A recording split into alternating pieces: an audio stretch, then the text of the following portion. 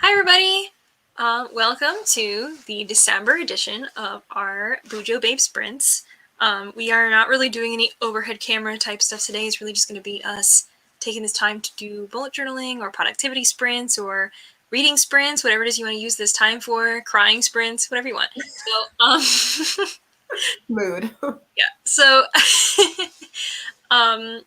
we may also be joined by Christine very soon for the Roomies Digest. And we're basically just taking this time to work on our bullet journals. I have some of my journal already set up, but I have a long way to go until it's really ready. And we're already almost like a week into December, so I'm hustling. But that's how far I am. That's my little update before we get into a sprint. Julia, you want to talk about yours? Yeah, I've got nothing for December and literally no game plan. We are just going in with the highest of hopes and nothing else. There we go. That'll be great. I know that Christine does have some of her Bujo set up for December already, but I don't know if she's like filling in week 1 or like whatever it is. But if you're here to bullet journal, we'd love to hear what your themes are. Not so we can steal them, just because we're curious. But Definitely not to steal them. I have this kind of like leafy holly. Is this mistletoe? Honestly, I don't even really know what mistletoe looks like, but like It's holly low types. key mistletoe. I think Yeah. it's like these longer one looking things. I think you're kind of like this, Yeah. but Mistletoe does have white berries, from what I understand. oh, okay. I'm reading a historical romance set at Christmas time and it had white berries. So Oh, okay, all right. See that clever? See, this is why we read. So we, yeah, makes us really knowledgeable. yeah. So if you are bullet journaling, let us know what your theme is or what you'll be working on. And if you're not bullet journaling, let us know what you are working on. If you are reading, what you're reading, or if you're being productive in some other way. Um, we're nosy. We like to know what's going on. So I think we'll probably just maybe jump into some sprints. I don't see any particular comments coming out here yet, so don't be shy. Let us know. Yeah. But yeah, we can just jump into a sprint, I guess. How much time do you think we should do? Um, I feel like we should start with at least a half an hour because I'm starting from ground zero here. Like I need time to establish anything worth showing. Okay, how about we can Bujo till 05, if Right. that works for everybody. And yeah, all right, so we'll Bujo for about 30 minutes and come back and see where everyone is. Hopefully not too many people stay on TikTok the whole sprint. But yeah, so okay, Chrissy M said I'll be reading A Season for Second Chances. All right, Chrissy, let us know how much you've read when we're finished with the sprint. And and also planning to pick up Bujo in the next year. That's great. Hmm. See, so you can start setting up your bullet journal now if you want to, and get all those spreads ready for 2022. That literally was the best thing about like starting bullet journaling was like getting ready for like January and being like, this is everything I'm gonna do. Like, oh, the Oh yeah, thrill. like the movie spreads, TV show spreads, or like things I Yes. want to accomplish this year. You're full of hope, and then you get to December and you're like, wow, I didn't do anything. It's true. Yeah. But we can chat about all that when we come back. So we're going to sprint for about roughly 30 minutes, and we'll see you back at 05.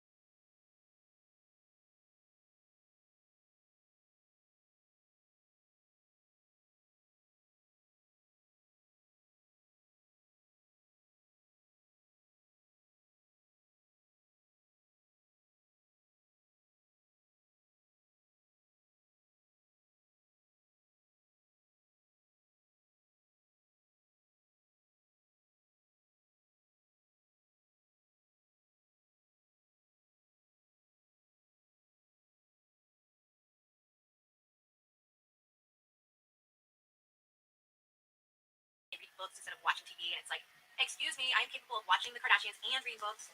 They're not mutually exclusive activities. Just go live in the same town as people who love nature and stop trying to convert the rest of us to your no TV lifestyle. Plus, we all know you're secretly watching Netflix on your phone. Number 11.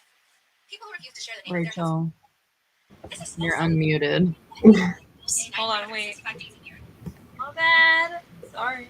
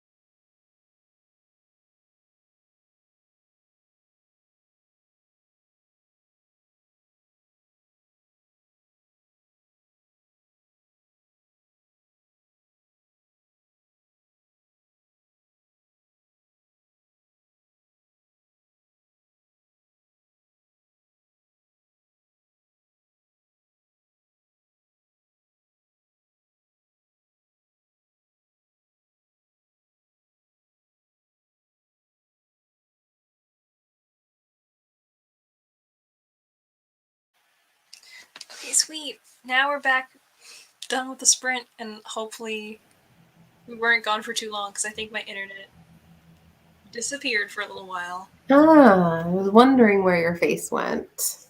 Yeah, that was not supposed to happen. It's fine. Oh, good. It's really fine.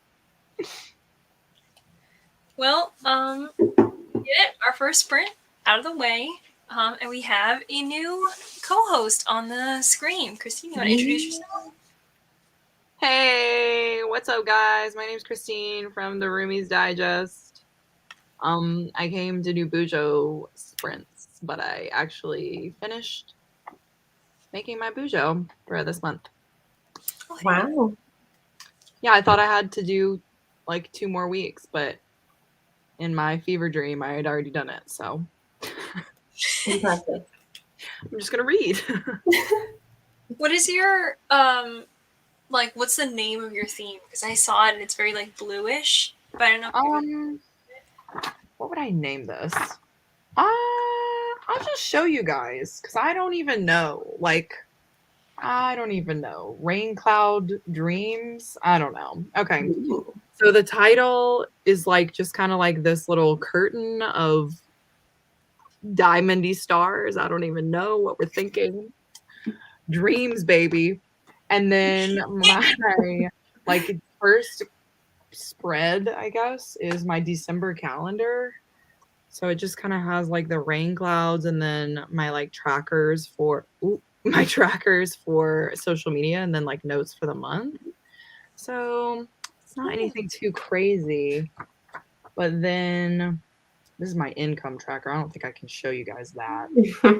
But because I've already filled some of it out. But anyway, yeah, that's kind of like where I'm gonna put all my books and stuff. It has just like clouds and then my like trackers for like the month on the left hand side. Like habits and stuff. Yeah, like my habit trackers. It's not even. I don't know. I like to call them goals because I'm like they're not habits yet. You know, like waking up early every day is not really a habit. It's a goal. Very often, so yeah. And then my first like weekly, it's kind of boring, but I've already started like filling it out. So I just kind of have this. Gosh, I keep going to the wrong side. This like little picture frame over here, and then I've got like my brain dump, my like little monthly calendar. This is horrible. Sorry. And then like my brain work detail dump over here. Yeah, actually, that's so smart to have a brain dump on like a week page. because I feel like I have one notes page and I'm always just like filling it up. But the thing is, like throughout the month, I'm like, what if I need it Right. later? Like, where does it go? So then where Exactly. Yeah. I always try and do like a notes page, but as I say that, I didn't make one for the next week. So I don't know if that's because I'm like home for Christmas or what. Yeah. I just kind of said, F it. I don't know what I was doing. I just kind of went with the clouds and the blues. I like the dark cloud, like all the spreads with the dark cloud, and then like the little Oh, yeah. My last weekly is cool. It looks like that. Ooh, that. I love Yeah. it. So it's kind of like, and that's like my big brain dump. Oh, gosh. My big brain dump page. Yeah. So I don't know. I just put brain dumps everywhere because I always have to like put notes about something. And I'm like, I don't know. I used to not, and I realized it's a necessity.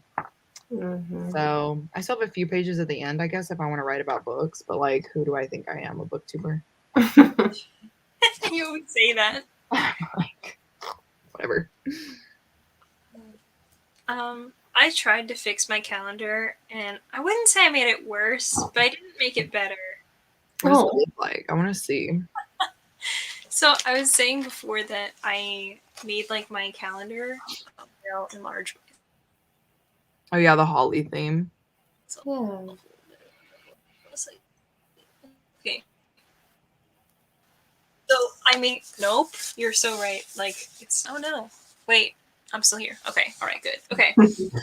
So this side bled through. So these are like my gingerbread men for my mood track, but they all bled through. So I cut out a page in the back of the bullet journal, and then I just like pasted it on here and redid everything. Oh. I guess it doesn't look as bad on camera, It looks but I pretty did good on actually, camera. like, I put it on wrong, kind of, so I had to like peel it back off. So part of it is like ripped. Oh. That's fine. But it's okay, I guess.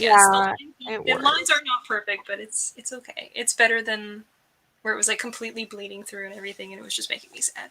Yeah, honestly, I would rather have a little bit of a shaky line than like bled through stuff. You know what I mean? Bled through stuff just makes me feel sad because I'm like, I should have planned for this better. Right. Like, why did it bleed through? You know? That's what I was thinking. Julia, what's your theme? Great question. I would love to know as well. I have a butterfly and some stars. Okay, well that's pretty. That's the theme, is stickers that I already owned. Oh my gosh, I love that. Yeah. It's so pretty. I feel like yours are always like simple but beautiful somehow. That's all Like- I can work with. So thank you. You're always just like, I just grabbed like stickers I own. And I'm like, but you own like the best stickers, I guess. 'cause Yeah, they're Oh yeah. I'm an Etsy hoe, so I love me a good sticker. so I don't pretty. even know if I have any stickers around here. I'm like, who do I think I am? So Washi tape oh, stick. see, I love buying washi tape, and then every time I try to use it, I'm like, oh, this is ugly, and I just like tear it off and I throw it away. Mm-hmm. I need to learn the art of tape. I feel like I still don't really know like how to put it down in a way that looks good. Yeah. Because like if you buy washi tape, you have a lot of it. Right. And if you're like, I'm gonna make this a main element in my spread, it's still like a rectangle you have to put somewhere in your spread somewhere. Yeah.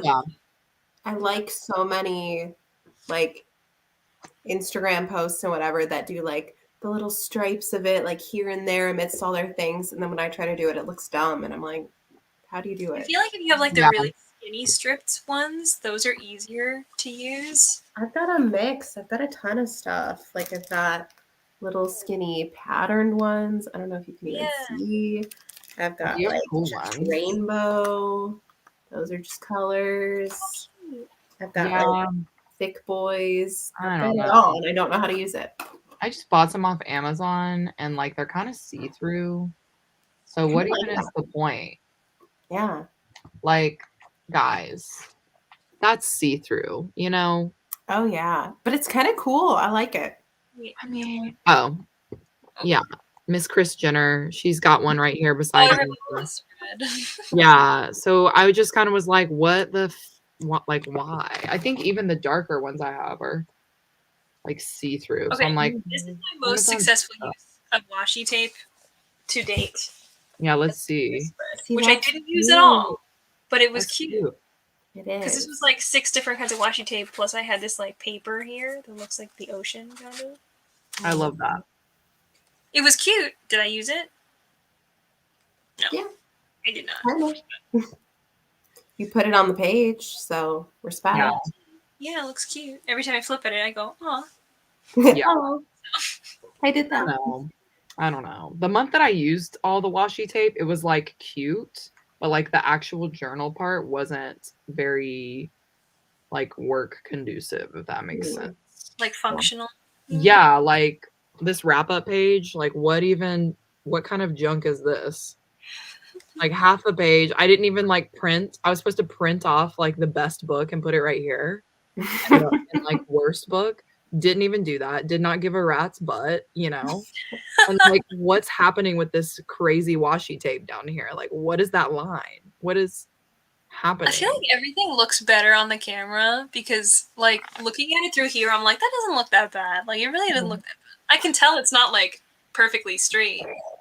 But it's the same thing where in person, I'm like, you can tell it looks ugly. And then, Yeah. like, here you can't really see it as much, so. I don't know. I'm camera just is rolling very with it, you forgiving. know. I'm trying to let it be its own creative thing. Yeah. There you go. I like that. Yeah. I'm just like, whatever. Also, Chrissy read 45 pages, Woo! which is It's really great. good. Because, you know, we did say these double as reading sprints. So, Christine, you said you're going to read? What are you reading? Yeah. I'm gonna start this fun little romance, I think, called 40 Love by Olivia Jade. I've been meaning to pick up some of her books. They're like all on my radar. Yeah. I've read Spoiler Alert, which I loved. Oh, that's And then I her. just read I forgot that was the same author. Yeah. Yeah. But I was like, that name is familiar, but I don't know that book. Yeah. Spoiler Alert, and then there was another one, it just came out this year. The one with the teachers. She's not a I want to teacher. read that so bad. She might have one that's with a teacher though. She's written a lot of books. Yeah. But That's the cool. one that just came out it's like basically this guy is on a show like Game of Thrones, and he's kind of like a wild card, and so he has to have like a handler essentially, and the handler is supposed to be like this really boring like person, like nobody likes her. They even like call her like ugly, and the guy kind of like falls in love with, like doesn't kind of, he like hardcore falls in love with her. And she's like, why do you like me? I'm ugly. And he's like, what are you talking about, you psycho? You're perfect. It's so cute. Anyway, but this one is about like this 40-year-old woman dating a 26-year-old man. Good for her. I'm so excited because I love an age gap where like the woman is older. Listen, that like I don't even care about age gaps, but I'm the same way with like when the woman is like the experienced person, the man is like, I don't know, how do you do any of this? And I'm like, you go, girl. Like, tell 'em what's up. You tell them. I'm so excited. I don't know if they're gonna be together forever. I don't know. Like, how will it end? We'll see. But it's not that long. It's only like 300 pages. So I'm like. Also, you know? Chrissy said this is the book, All the Feels. Oh yeah, All the Feels. Yeah. It's so cute. I didn't realize that it was like a continuation from Spoiler Alert. Yeah, Like, yeah, because those two books they focus around the two like guys who were on the show, like on Game of Thrones. So the first one is about like the main guy. I forget his name. I think it's like Michael or something. Oh my god, And this is then- Planet Barbarians all over again. We're just gonna be like 15 books in the series. It really is so cute. They're even cute in the first book because like obviously they preview the second couple a little bit, and you're like, oh my god, what are they doing? They're cute. So anyway, but yeah, I don't know if she's gonna write any more books in that series because there aren't really any other. Wait, oh my god, that's so cute. In the first book, he's this character 8. Well, I didn't want to say that out loud, but I'm going to say Aeneas and not Anus, but Aeneas. Why would it be anus? That was the first thing that I was reading, and I was like, there's another vowel in there, so hold on a second. But he's known to fanfiction readers as book Aeneas would never. Like, it's just the whole like book versus movie comparison, or book versus show comparison. Oh, fiction. Spoiler alert is so good. He basically fan fictions his show and like talks crap about it and meets the girl in the chat room. That's so And- funny. And she cosplays. And so she cosplays as like the love interest of his character. And he's like, wait a minute. You like me? That's so And they cute. like go on a date or whatever. But I like that one too because he's uber famous and she's not. And so they're trying to like navigate their relationship. And she is like apparently not conventionally pretty either. So I'm like, whatever, dude. Yeah. Yeah, the fanfic elements were really top tier. Sick. I gotta read Oh my that. gosh. Are you Also, excited? it's very exciting. Receiving my journal for next year. Did you get a I got special mine. journal? Or did you get like a, journal you're gonna personalize or like Archer and Olive, all that fun stuff? Oh, yeah. Do you guys want to see the one that I got for next year? Yes. I haven't done anything with it, obviously, because that would be planning, but I'll show you this beautiful, beautiful journal that I didn't realize was this big. Oh my god. Oh, yeah. Fresh out of the box. So, first of all, Ooh. a private unboxing for you all. Smells like vegan leather. That was the first thing I would have done. Just like, how's this Smells smell? new. It's Smells new. Big. This, yeah. Oh, yeah. Oh, yeah. This is a big boy. I can't get this part off. Hold on a second. Okay, there we go. Okay, so this is the wow. There you go. This is the front. It's like a little sun, Yeah. and to put it in comparison to the other book, size wise. This is my current bullet journal. Oh, Oh, it- wow.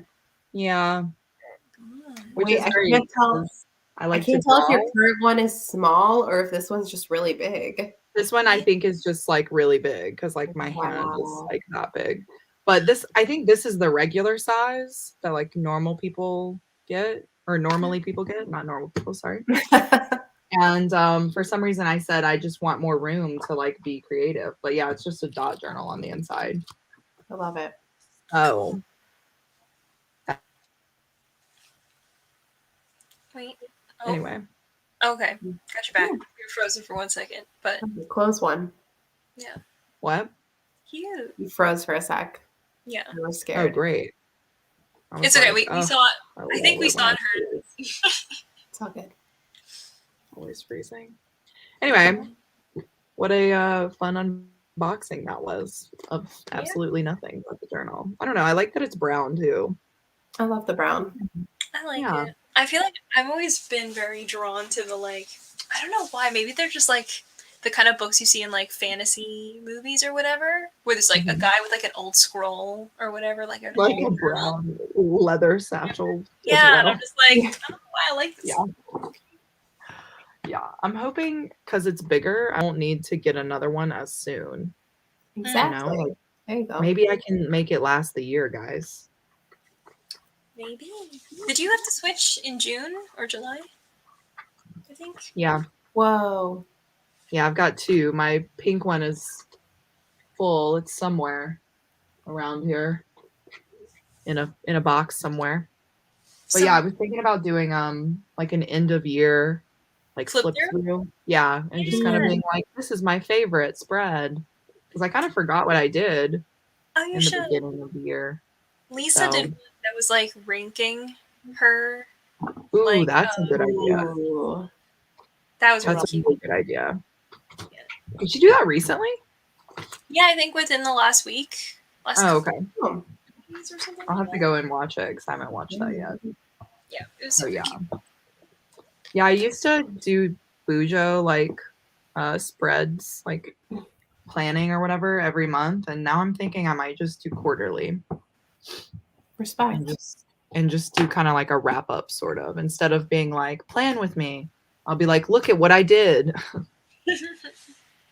Honestly, that's smart. Watch the consequences. Yeah, You're already done. yeah. That way, not a lot of pressure to perform. I can just do what I want to do. Mhm. Yeah, I mean it's hard to make the journal videos. Like I like to do it, but it takes so much time. It really does. you have to like draw stuff and not mess up that much. Right. And I'm like, does anybody even care? You know, like it's fun to watch, but like no one's like, we demand this right now. You know, I'm just like, we'll just do it for fun.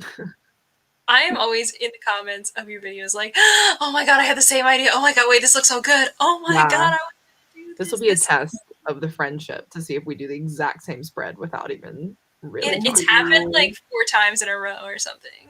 I know. With like Amazing. tarot and like I don't even know what the other ones were. But we did like a peachy.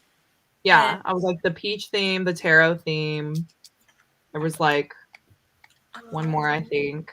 I did a raindrop one, but it was in April, so not quite the same. No, not quite the same. I feel like we did one at the beginning of the year that was. You and I similar. just did like a very pinkish one. That one was definitely weirder, but tarot was the same. You know, Tarot was exactly the same. It's because we're always in the same readathons too. So we're like, that's probably true. yeah.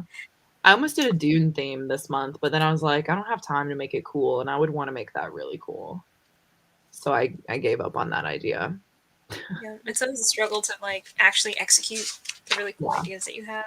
Yeah. Like figure out, do I have the skill to pull this off? I don't know. It's gonna take me so much planning to draw to do it.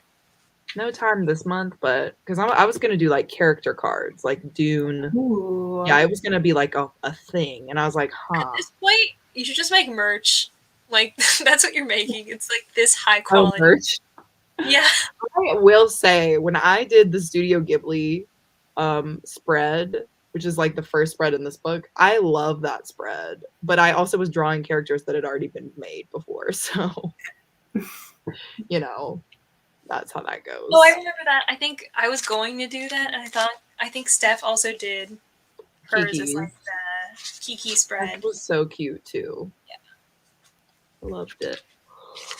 Such good ideas. You gotta just make like booktuber character cards. You're the roomies, the twins.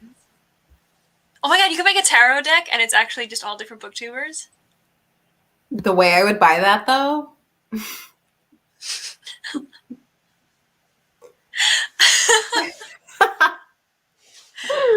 Oh my god. Okay.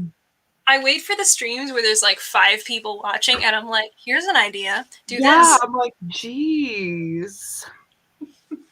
That would be so fun. It would be amazing. That would be so cute. I'd really have to think about that too. Oh man. Okay. Wow. Okay. I'm having a brain blast or two. Do you guys want to know why I was so late to the stream? I'll tell you. Yeah. I was building IKEA furniture. Oh, again? Yep, again. What else are you making? I redid my closet because Ooh. I had like I know. Oh yes, it is a big ooh. Okay, because I'm listening. I'll be right back. it was like I had like a smaller cabinet and it had like t-shirts and like random crap in it. And so I just built this huge chest of drawers and like put it in my closet. And now my whole closet is just like transformed. I'm like, who is she? Organization. That's who she is. That's what I need to do. I'm at this point where like all my stuff is flowing. Well, because I'm like, okay, I got these cool shelves. Like my room is looking pretty cool. Let me get the, you know, whatever organized. And then I'll work on this part of the room.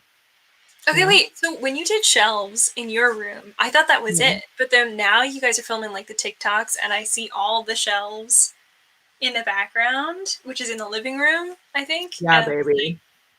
I've been building furniture in this apartment for what feels like 3 months now. Oh my god. Yeah, because we had like, you'll see when you come visit, but like we had like a huge storage cabinet that we built. I say we. But yeah, storage cabinet. We just got like all the shelves for all the books. We ordered a new couch, which will be here by the time, you know, you come visit. I just keep throwing that out there. I feel like everyone. Yeah, I'm like, yeah, but we just got a new couch too. And I was like, what are the odds that literally you'll be at our house and it'll already be here? Like, it's going to be so fun. But yeah, and then I did everything in my room. So And we got a new microwave, which doesn't seem like a big thing, but like our old microwave really is sucks. though.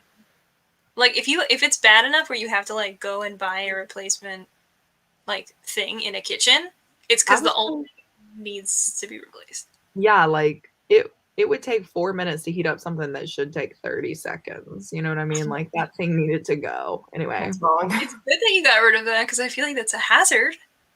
In my professional opinion, I'm pretty sure that thing was about to explode. Probably is. I'm just like adulting hardcore right now. I'm like, I just bought a microwave. I'm feeling pretty. Oh my god, proud of you, boss. Anyway, we did it. We did it, Joe. We did it.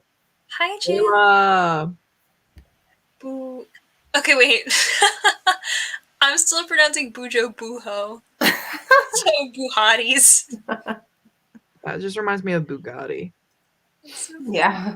I woke up in a hello. Hi, Cammy. Oh my god, hi everybody. I feel famous right now because all of our friends are here. Yeah. I bought it from Amazon, the 2022 journal. It was about 258 pages, and since I like to do spreads of the books I read, and even with a lot of pages, I really want to do those more like where you have all the books laid out. Those are so cute. I just never really do those. I just add them to like my wrap up pages sometimes when I remember to do it. Yeah, that's another reason why I got the bigger one, because I was running out of space in this one, so I couldn't do like the book like reviews at the end. So. Yeah. And also, like, if you do print out the books, you don't want them to be like super tiny. Like, you want to be able you want to know what it is. This one I didn't read as much as I normally do, so I was able to like put them on the bottom. Whereas normally I'm like, I gotta fill a page and a half or so with like all of my thoughts on the book that I read. And this is just like, I'll put a number next to what it is, and I'll just happen to have like, here's the cover. And then here's all the rest of the books that I read. So it's just like, you gotta keep up with it. It's too much. Yeah. Yeah, I'm constantly looking online, like, and I say online, Pinterest, let's be honest, for like different spreads for books specifically, because everybody does theirs differently. And like sometimes they're aesthetic, like just so good, you know, and sometimes they're practical. And I feel like for me, I want like a nice balance between it being really pretty, but also, this is blinding me, but also giving information, you know, about the book or whatever. I haven't quite cracked that code yet. But I mean, I really like yours where you have like an entire page dedicated to the book, including thoughts. Because, I mean, yours are kind of like you say, like, here's the book, here's my rating. But also it's like, I think this. And then later on you'll be like, oh my God, this just happened. Like, oh my God. But like, you never know if the book is going to be really intense and you have like pages of thoughts, or if you just have a sentence to say where you were like, oh, it's pretty good, but I don't have any opinions about it. Right. Whatever. That was the thing. It's like I had to make spreads for ones that I knew I was going to have thoughts on. You know what I mean? So it kind of messed up a little bit sometimes because, like, for We Hunt the Flame, I didn't have that much. Like, I was just like, all right, it is what it is, you know? I didn't have that much. You give it like 4 stars? Did I give it 4 stars? I think you did. Hold on. I think you were like the highest rated out of our group. What and you the were fudge? Like, I'm gonna give 4 stars. I thought it was good. And then the live viewer were like, I loved this character. I love this. I love that. And then by the second was that really me? I think it was you. I think Nicole also rated it like. Oh, I gave it a 3.5. Get it right, Rachel. Look at that. How dare you? I thought you said like 3.5 to raise it to 4. Oh my God. Maybe I did. Maybe I did raise it to 4. You know my life more than me, so. I try to remember my friends' like book ratings and then everything else. I don't know. I feel like my feelings about a 3.5 book and my feelings about a 4-star book are like vastly different. Oh, same, yeah. It's like this was passable. This I enjoyed. Yeah. 3.5 is definitely actively passing. You know, because I think if you rated it 4 stars, Christine, it was the kind where it was like where we rated Addie 3, but it really was less. So in this, not in the same way, but the way that if you give something 4 stars, it's because like you don't have a choice on Goodreads. Oh, yeah. I might have done that. I might have given it a 4 on Goodreads and then in the comments been like, this is really a 3.5. I've got to get down to business. I'm looking it up right now. Gotta see. Oh my god, I don't know. Maybe I'm wrong, but that's what I thought. I would be shocked if you were wrong. Oh, I gave it a 3 on Goodreads. Whoa. Rounded down. Yeah, because I usually do round down. I don't round up because I'm like, if it was up, it would have been a 4. Exactly. That's my thoughts. I'm like, No, I'm if truly it's the good, same. good. When I hit 5 stars on Goodreads, it's like a big deal because it's not a 4.5 star. It's a 5 star. It's a 5 star. Yeah, usually that's what I'll do. Even if it's a 4.5, I never round up to a 5. No. So I'm like, you gotta earn it, baby. You're still in the 4-star range. Get Yeah, on their you're still level. 4. I wish they did like half stars and like 0.5, like 0.25 and stuff like that, because I would definitely do that. Yeah, I feel like they But- really only have Storygraph and like other alternatives. Yeah. I really need to get into Storygraph. It's just hard for me to I even think I do need to like Goodreads. basically delete everything on Storygraph and re-import because you can't import twice. Oh yeah, yeah, do that. So You've got it all I on Goodreads, right? like I imported so long ago. It's like you're currently reading City of Brass for the first time, and I'm like, that was literally over a year ago. So That was so long ago. that was a long time ago. Before that was my personality for like 6 months straight. So, whew. I wanted to show you my Foundry side spread. LOL. Oh my god, is it just like fire and brimstone where you're like, I hate this book so much. Hold on, where is it? I just saw it. I was like, what the freak? Oh, okay. Okay. Wait, I enlarged it. Sorry. It's so long. I had so much to say about this book, and I gave it a 2. I gave it 2 stars.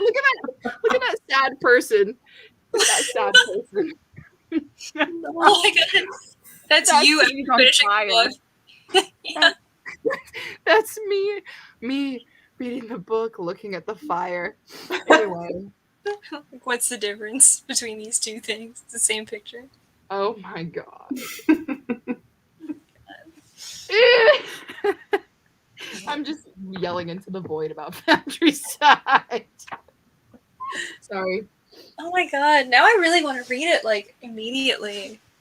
Wait, isn't that on the list of It's books on that the you're gonna list, read? but I haven't started your list yet. Oh yeah, okay. That's fine. Why put yourself in a slump, you know? I've been in a slump for like a month now. I'm still reading, but like slump as in like none of the books have been good. Oh, that's Yeah. the worst. It's not really a slump, I guess, but just like No. all the books I've been reading have been like basically like 2 or 3 stars with like very minor exceptions here and there. I would rather read one book a month than read like 14 3-star books in a month. I agree. I would be so happy if it was 14 3 stars. It's been like 14 2 stars and 2.5 stars, and it's just been like, why did I read? Like, it was so funny also because like the day that I was talking about like the new job thing was also the day I rated the Joy at Work book like 2 stars. And it was like, why did you rate this way? The day you got this job. Oh my Wait, God. what was your last book that you read? I mean, I read some better ones today, which was nice. Let me see. What did I finish today? Okay, so I finished the little book of Luca, which is basically like, why are Danish people so happy? Oh man, I'd love to know. Yeah, So- what is their secret? Is Yeah, it I the mean, meatballs? basically, it's like the government and the way that like the lifestyle works there is so different, where they actually like care about people. So you have like so much work-life balance, and like, I mean, I'm sure things are like kind of different in California, but also like given your industry, Christine, it's kind of like you have to wake up early and like work all day long. It's like hustle culture in a way. So it's still similar to like East Coast stuff, but Yeah. I'm very used to the mentality of kind of like you show up, you get there, you work all day, you work through lunch, you work late, you go home, and that's the bare minimum, you know, where it's like you're not like praised for it. It's just sort of like that's what you do. Expected. Yeah. And like you realize it's unhealthy, so you're kind of like, well, I should just work my hours and be done. But like in Danish culture, it's really more of like well, aren't you a parent? You're not going to go pick up your kid? Well, that's irresponsible. You should leave work and go spend time with your family. What's wrong with you? So, like, if you saw people behave the way that we do, they would be like, you're behaving poorly. Like, this is not the way you should behave. You need to focus on your family. So, like, they have main focuses on, like, eating food with people and, like, spending time with people that you care about. It's built into the culture so heavily, and like everything seems to work so well. They literally said like a train ran late by 5 minutes and everyone on the train got a personal letter of apology from the prime minister, and they got a free chair for free of their choice. Like, okay.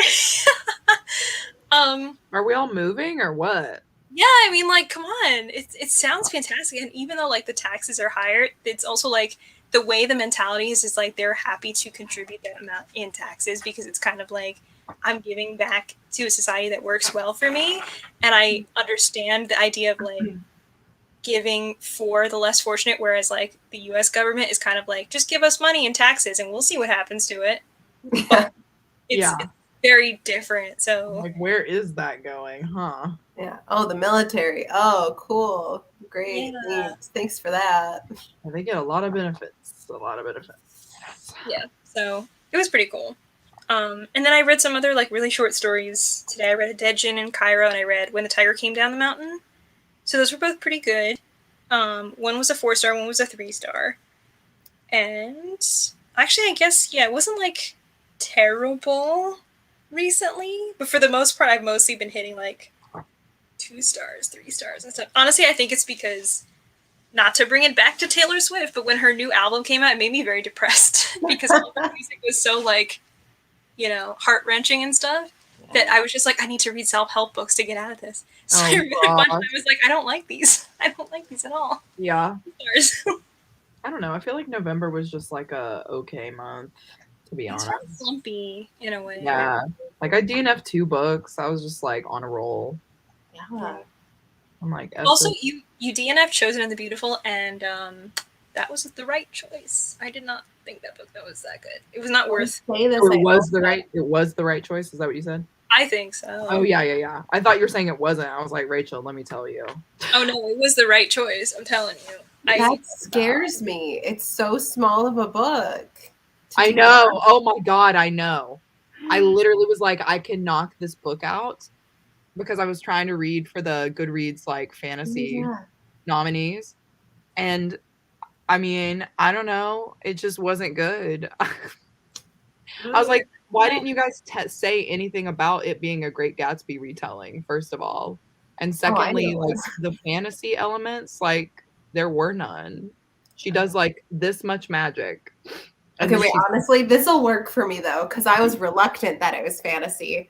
So knowing it's a Great Gatsby retelling with minimal magic. No fantasy. Yeah. Like I finished the book and there's like barely anything at all. It's like there was a mention of like one time this one thing happened that was like magic. And it's like, okay. And then like it just doesn't get mentioned until like the very end of the book. And something like vaguely magical happens again near the end. But the whole time I was like, is it because I haven't read The Great Gatsby and I don't really know like the whole like what connections you're making here? But generally, like none of this stuff is doing it for me. I will say that it's written like The Great Gatsby, because in The Great Gatsby, you've got kind of like Nick's character like watching what's happening with Gatsby and Daisy and like everybody else. So he's kind of like the outsider, right? Yeah. Watching. And I got that feeling from the writing in this book, but I mean, I only got to like 35% and then I DNF'd it. But she was very much like an outsider, represented, I think. I mean, from what she was saying, it was partly because she was Asian, but also because that was a change from the original family. Yeah. So, but it was like she also was supposed to be queer, but she was like sleeping with men too, and I was like, I'm confused. I think she had like a crush on Daisy, which is talked about. Oh no, I think I just thought it was gonna be. No, I think she also does sleep with some women. It's not talked about as much because mostly it's like the focus of the relationship is between her and the other guy.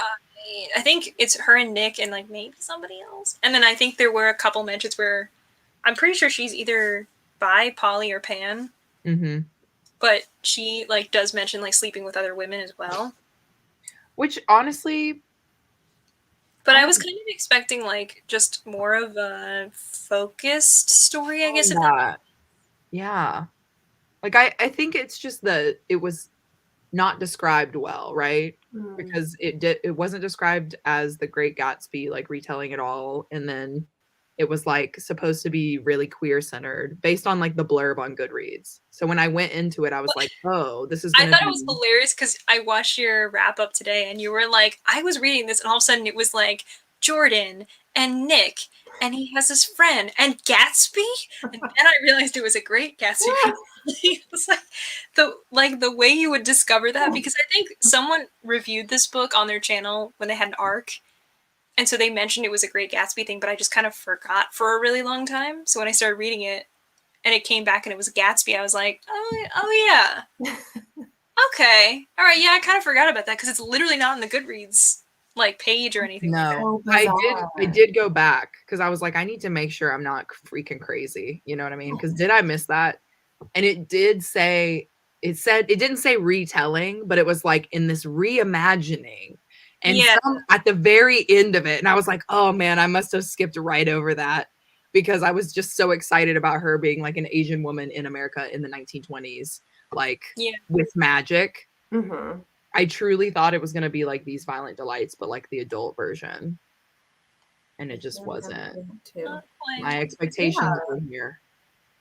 They Yeah. really don't kind of say it on Goodreads. But like I'm the opposite human. I bought it because I knew it was a Great Gatsby retelling. I was like, let's rock and roll. Yeah. I think if I went in thinking that, I would have liked it because I like The Great Gatsby. And I did like the book, like as far as I went with it. But Yeah. I was looking for like a fantasy book. Yeah, You know what I mean? wasn't what you bargained for. Right. I'm like, you're in the fantasy category. But also half the things in the fantasy like nominations were like retellings anyway. And I'm just like, Were they really? yeah, 2 of them were Red Riding. One of them was Beauty and the Beast. One of them was Norse mythology retelling, which was like basically like Circe, but like the Norse version. And then this one was Great Gatsby. I was literally like clocking them all. I'm like retelling. But it was good. There was only one like white male writer. Was it John Gwynne? It was John Gwynne. Yes.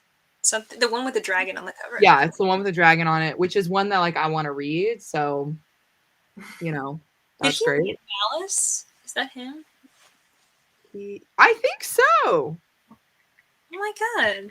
Hold on. Yeah, he did. Right? Yeah, Shadow of the Gods is the new book, and then he Yes. wrote Yes, Malice. Yes, Yeah, exactly. I am interested in reading some of his stuff. I haven't read any of his things yet. I just know Steph was reading Malice and I think something else, and she said it was really good. Yes. And Steph read this book and she said it was good. But it is slow pace, like fantasy. Sure is. I'm reading it. Nice. Yeah. Anyway. Also, like, this is true also about Chosen the Beautiful. Like, Evo is good at writing. I just have a really hard time by audio because when there is like very purpley prose, usually my brain is kind of like, you know, get to the point because I can't imagine everything that's going on. It's very loose. Oh, yeah. I mean, like, I love the world in that book. I love the Great Gatsby world, like 1920s. They're all partying, just getting drunk and crazy all the time. It was a fun time. But I just kept asking, like, what's the point? You know, when is she going to be magical or whatever? Okay, also, apparently Shadow of the Gods is also based on Ragnarok, so... Really? Add it to the list. Add it to the list. I was like, if anybody asks me about this nominations list, I need to talk to Goodreads. There has to be a way to make this into a video. There has to be a way. I feel like that would be a rant and a half. Like, if somebody asks me, I'll give my opinion. But, like, if I make a video and I'm just, like, ranting about the nominations. That's what we want. We I was going to say, I think we're asking right now. Yeah. Like, so what do you think about the... I'll be like, you mean the retellings? Let me tell you. The retellings category? Ah, yeah. Where's my magic? Yeah. Every day. Also, we do have a request for you to make a video on annotating. Oh, I actually just got tagged in an annotating tag video. So I'm going to be making an annotations video, and it'll be for nonfiction and fiction books. Ooh. So we'll get the whole spiel. And it's kind of like, it's kind of anal the way that I do it, but it's fine. We're all here to learn. I'm excited. So that I will want be to coming like out soon. try annotating Sign me up. Say because what? I just really want to try annotating, and I feel like I don't know what I'm doing. Like what to do? Yeah. Well, I mean, it's different for everybody, but I think kind of seeing somebody else do it can give you an idea of what you can do. I feel like I only annotated like one book for real, which was like the last book in the Sleeping Giants series. And I just like put tabs on it, and I was just like, this is when science happens, and this is when something cool happens, and this is when I'm confused or whatever. Yeah. I didn't write anything at all. I just like put my tabs. Okay. Like, it's fine to do it that way, but I'm kind of interested to see like, how do I expand this? I want to like, I love annotated books. Like, I just think it's so cool to like read a book and be like, oh my god, there's a little added thing right there. Like, just adds a little something, you know? Yeah, I actually had a really good idea for like a video series with annotating, but I don't want to say anything yet because, Whatever it is, I support you. yeah, it's in the works. But annotating, I say this all the time. Okay, first and foremost, anybody can annotate because you don't have to do like what I do, like crazy stuff. You can literally just take a highlighter or like tabs. You don't have to do a lot. So anyone can annotate. And I truly think if you're struggling to understand a book, trying to annotate it will help. Yeah. But I don't do like the heavy annotations unless it's a high fantasy or a high sci-fi. So usually it's like pretty basic. Are you going to annotate Priory? Yeah, for sure. Definitely worth annotating though. Yeah. Anything that's like that. Yeah. Like the John Gwynn, I'd probably annotate. Yeah. See, I just can't I love annotating, but I feel like I always have to do it with a reread. Like I don't know what I'm looking for when I'm starting a book, but like when I reread it, I'm like, these are the themes, these are the characters, Right. like I'm ready. These are my favorite quotes, but it's like scary to do with like a brand new book to me. Yeah. I felt that way when I first started annotating. I was like, what do you even do? So I just kind of was like, all right, this is what I think I should do. And it's just kind of worked, So yeah, how to casually annotate. Just need the confidence to go forward and do it, I think the biggest thing is just being like, okay, this book is about to get messed up. You know what I mean? Like that's the expectation you need for the book. Because I think half the battle is being like, oh, I don't want to like mess up my really like nice book, because it's new. But I think once you kind of get over that and you're like, all right, I'm about to muck it up. You get all the fun stuff at the end. Yes. My problem is it's so satisfying to me to have that kind of stuff at the end. My problem is I feel like I dislike so many books that I usually go in with the expectation of like, I'm going to read this and then sell it or like get rid of it or something like that. Because I just never know if I'm not going to enjoy it. That's like, true. It happened with Lost Apothecary, happened with Where Dreams Descend, and now I'm just like, as soon as I finished it, I was like, I don't want this anymore. Well, I think that's why I only annotate like high fantasy and high sci-fi because I know I'll probably like it. You know what I mean? Or like a nonfiction. Like I annotated Ace, and that was so good. I was gonna say Ace is a good one to annotate. Yeah, that was what a really. What did you do with your copy of Foundry Side? Still have it. It's annotated, right? Yeah, it's literally right there. Do you want to see it? Sure. Yes. Hold on. I'll go through some minor comments if you want to grab it real quick. Yes, I will, Jayla. I will take you with me. Hello, hi. I saw all these people say hi, but I didn't want to interrupt our conversation before to say hi. But hi, everybody. Thanks for coming. And also, it is true. Year of the Witching would not be 2 or 3 stars. I'm 15 pages in still, and I really like it so far. It has like all the exact like things that I really like. That you need.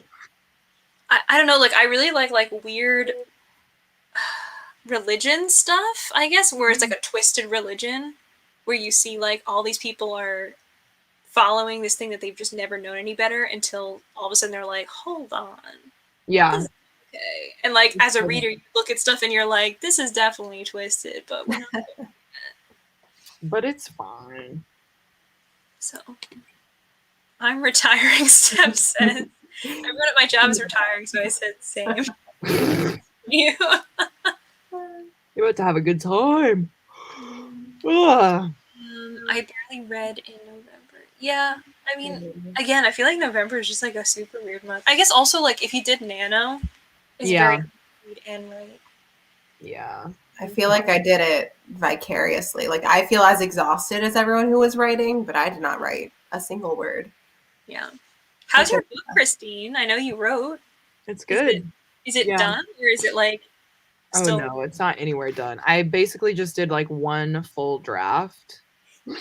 And haven't touched it since November ended because I kind of am like taking a little chill pill. You got a week off at least. Yeah, but I do have one draft of it and I'm pretty happy with it. So I just have to kind of go back and redo stuff, like revise and all that. And then as soon as I do that, I'm gonna send it to Jayla because Jayla wants to read it. I want to read it. And yeah, anybody, shit, I'll give it out for free. Put it on Kindle Unlimited. You guys can just Oh my god, yeah. but yeah.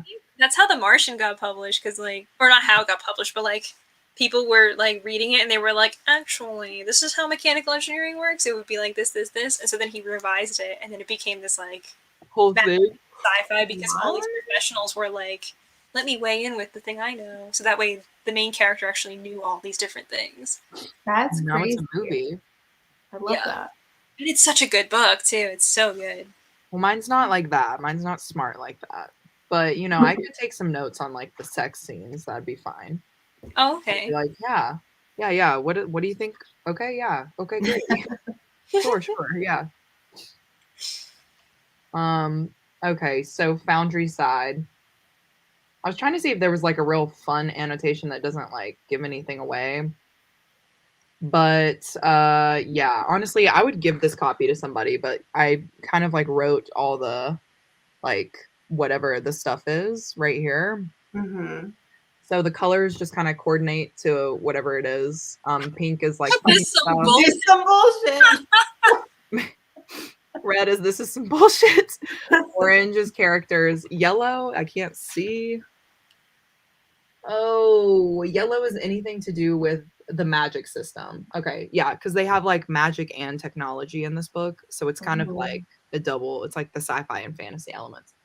Light green is like the setting, world building. Dark green is the history of the world.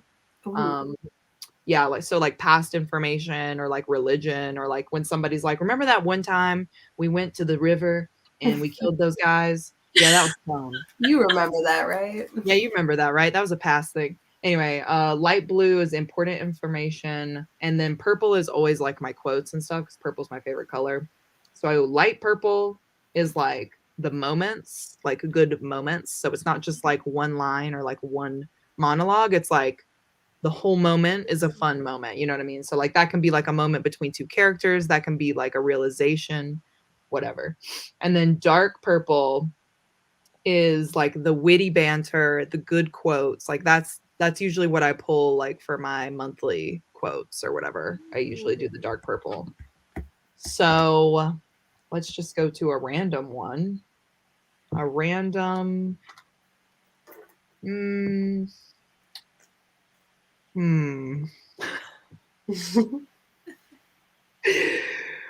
Oh, let's go to red. How about that? Let's. There's some bullshit. Bullshit. Oh, this is actually perfect. Okay, so one of my issues with this book is I thought that the main character was Ace.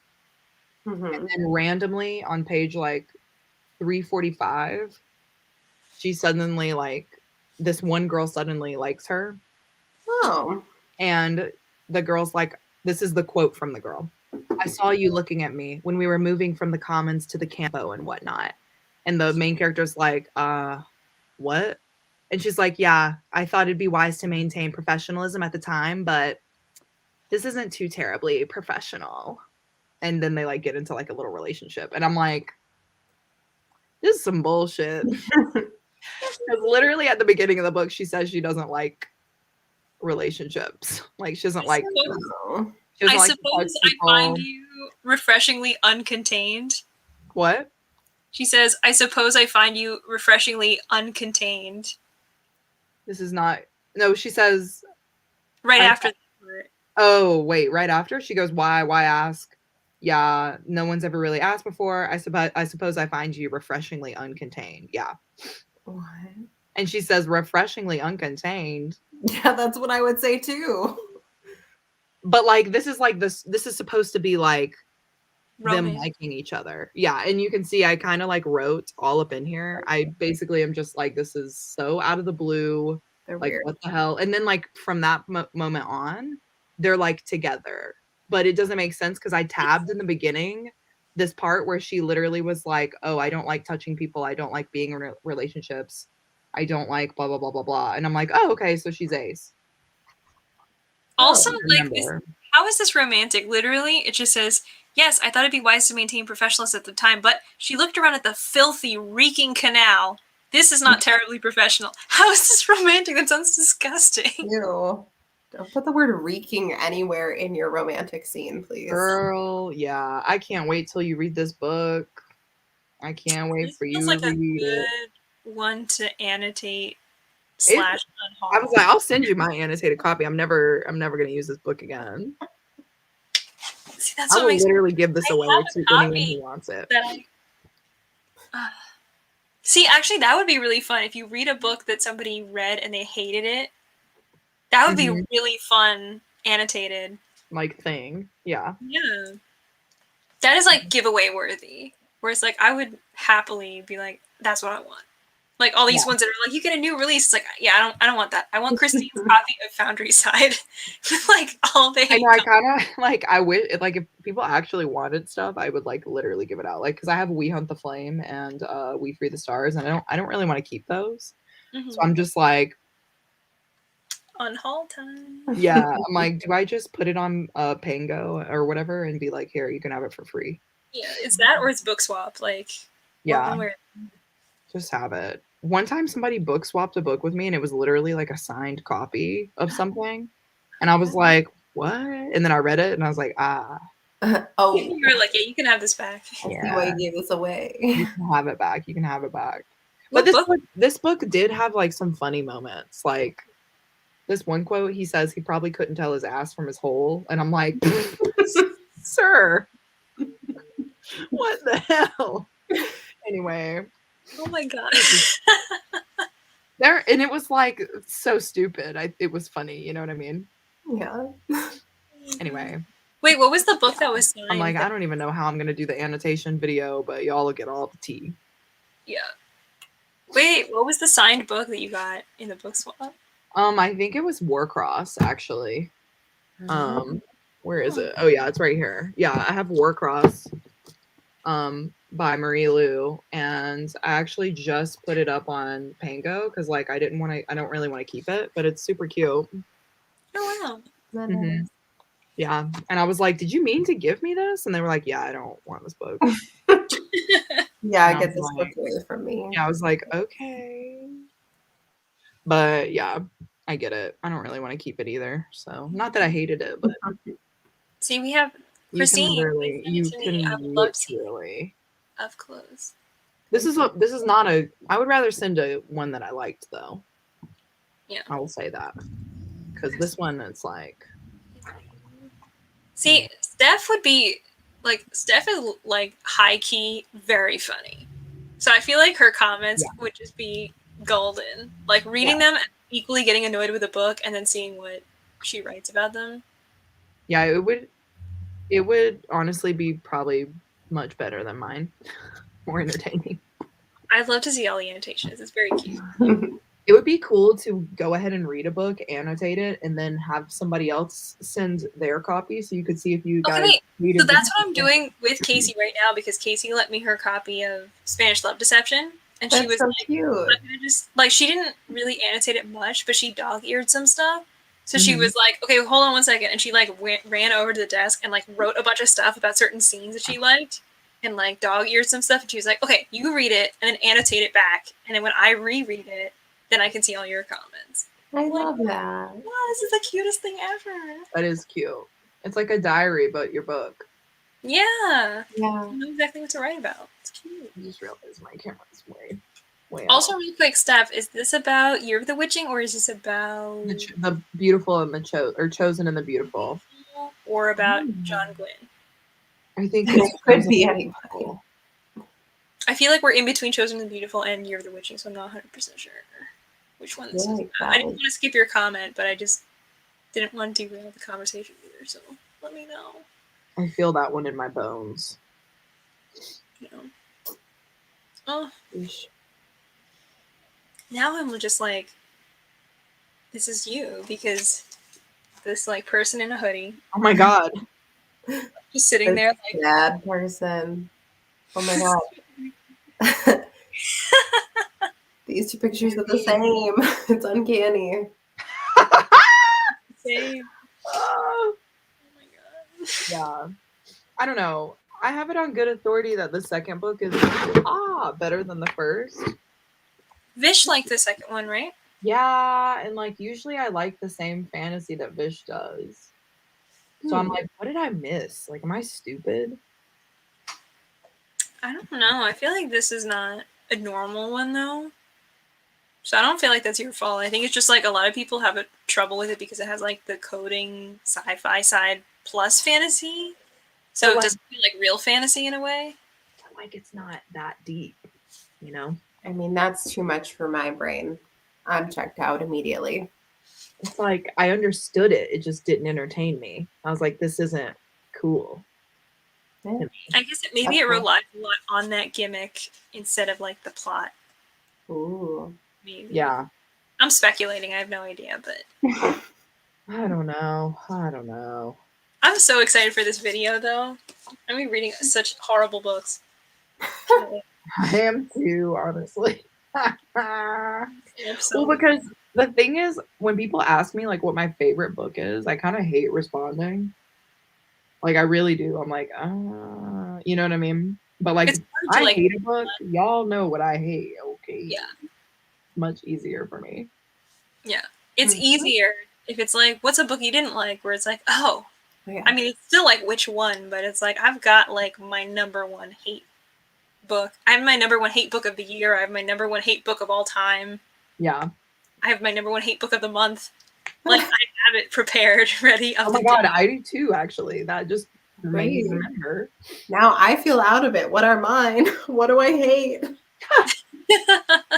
Hate reading. Oh my god. I know I hate books, but I'm like, what books do I hate? Now I don't even know. Honestly, just let yourself forget them. Don't even bring them back up. The one I keep running from is Kingdom of the Curse. I'm like, I can't get away from that damn book. No. Wait, Kingdom of the Curse is first or second book? It's the first one. Jayla and I are supposed to start Kingdom of... I thought you were reading Kingdom of the Curse. Oh, dang it. I just got him freaking confused. It's Kingdom of the Wicked. You're right. Okay. I was like, I think the Curse is the one that we're reading today. Because I always say Kingdom of the Cursed, and I'm just like, that's not right. This is trying to make it sound fancy. I'm getting it all wrong. Anyway. A dying to find a book that someone full on annotated, highlighted, written in, and tabbed, etc., and read it and see what they annotate. I find this fascinating. Well, what is really cool that I will tell you right now, if you want one, there's this very cool book that I have. I haven't read it, of course, but it's called S. I want to read that so bad. It's also called The Ship of Theseus. And it looks like a library book. Like this kind of looks like something that I bought secondhand, but actually this is just how it comes. And it's by J.J. Abrams and the author of the book, Doug Dorst. But it looks like one of those like really old school like library books. But what's really cool is like if you go through it, there are a bunch of annotations and there are a bunch of these things that like come out of the book like this. And if you like open it up, it's like a newspaper clipping that has something to do with the story. And it's annotated by two people, so it's kind of like one guy went through and he like wrote this stuff about it, and then this girl finds it years later and is like, wait a minute, I think there's a big like mystery. what's going on here. So she like writes her notes as she's trying to figure out what's going on. And so there's like all these very cool things. Like this is a whole like handwritten letter thing that's a part of the book.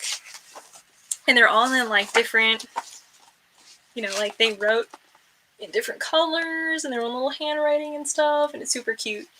So it's supposed to be like a very fantastical book. It looks like something right up my alley, which of course means I didn't read it yet because I was like, it's going to be really good. So that means I can't read it yet. It's going to be too cool. I was about to say, is this a Greek mythology book? Well, I couldn't say for sure, but Ship of Theseus is like the philosophical quandary that's kind of like if you had a ship and part of it needed to be replaced, how much of it do you replace until it becomes a new ship? So if you replace like every single part of the ship over time, is it a new ship that's no longer the Ship of Theseus, or is it the same ship because it was just repaired? Right. So like that means like, that's the ship theory, but then if you change that to be like humans, and if you get the idea of like, what if somebody needs a particular like implant, but what if we get to the point where like you can replace like your brain with a computer and you can do something else? Is it the same person or is it somebody else? Like what's really the truth? So I'm like such a philosophy nerd, so that's like always the stuff I love thinking about and being like, yeah, I don't know the answer, but like it's cool. Yeah, I was about to say I couldn't tell. I would assume if the brain goes, you're not the same person, but yeah, but like it's only part of the brain. That's right. what I would think. And then it's like if you replace the other part, then like right, it's the same argument actually. So that's why it's super cool. I made an A in philosophy 101, so hey, there you go. I was like this close to like getting another degree in philosophy, but I started way too late. It was like my last semester of my college career, and I was just like, this is so cool. Yeah, philosophy I can't do this anymore. is definitely fun. Yeah. Especially if you get somebody that you can talk about it with that's on the opposite, like the opposing. Then you go in circles and it's just a fun time. Oh my god. I had like the little there's a philosophy club at my college, and I used to just attend and be like, I'm technically not a philosophy student, but I'm an engineer. Can I come anyway? And they were like, yeah, you can come. It's fine. Aww. And then they would talk about something, and I would wait for them all to talk, and they'd be like, okay, here's what I think.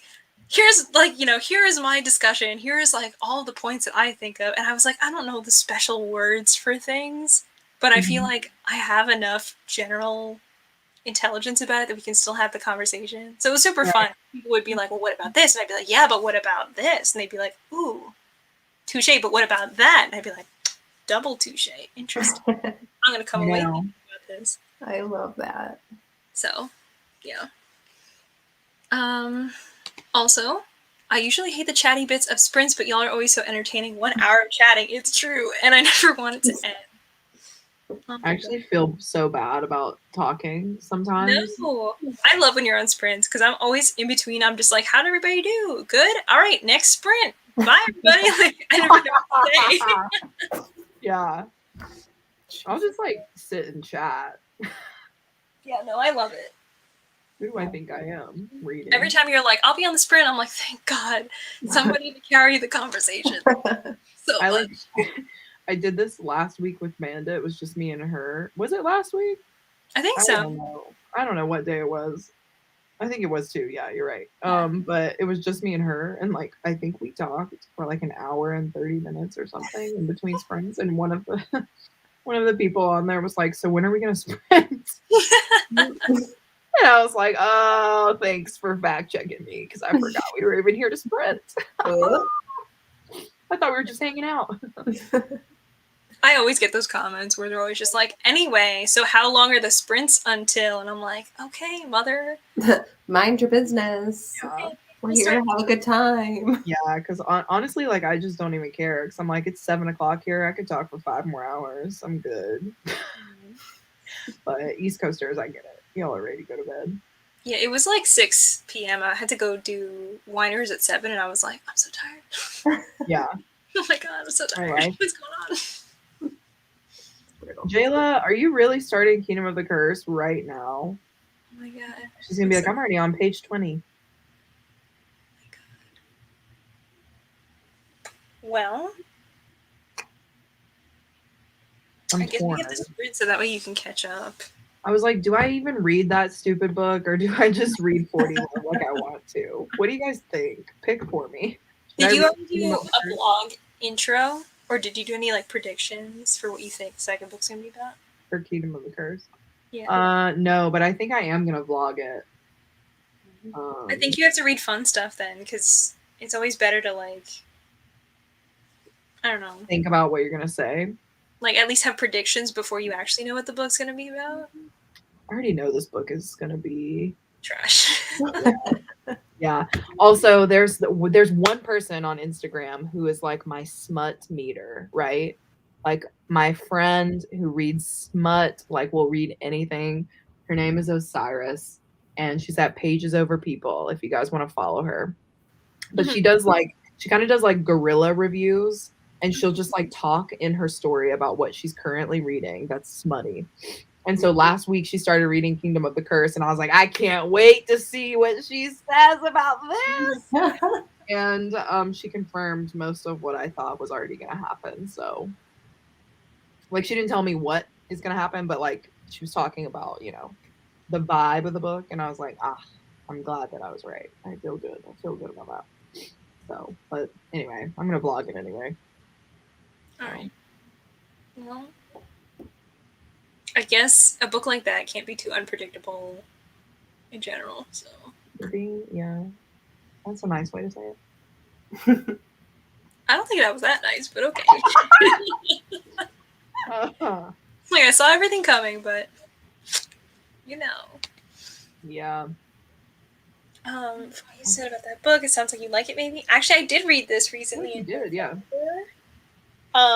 I liked it, but it was only a 3-star for me because I guess a lot of it was kind of like just like do good things and be a good person and like that kind of philosophy in general. And I kind of got very annoyed with one of the protagonists who was very like resistant to change, even though they were living this like very different lifestyle. I guess I'm trying not to like do too many spoilery type things. Yeah, like ruin the book. Yeah. But I mean, like, I guess the thing is, like, I really loved, like, Becky Chambers every time that she writes, at least for her novellas, like, every time she writes about scenery, I'm like, I can picture it. It's beautiful. I can tell exactly what I'm looking at. It's not too purpley. It's just, like, very well described. So I'm like, love it. And, like, the whole scenery with this felt like a Ghibli movie. It was beautiful. But philosophy-wise, I loved To Be Taught If Fortunate because more, like, sci-fi heavy philosophy is my jam. Whereas this one like had some sci-fi stuff, but it was a bit looser. It was more like soft sci-fi. If that makes sense. Sci-fi soft. Yeah. Sci-fi light. Sci-fi diet. Yeah. I'm not glad. That's all I'm hoping will redeem this story. I heard there's a spicy food scene. A spicy food As in scene. spicy food, or is in the food? That's what scene? I was about to say. As in they're eating food, and then some spice happens in the dinner. Is it like the X Talk where they're in the dark feeding each other chocolate? Sorry, I forgot that happened. That was quite a laugh. I forgot that happened in that book. Sorry. No, I don't think that's it. I think if you've read Kingdom of the Wicked, there is a similar scene, I think.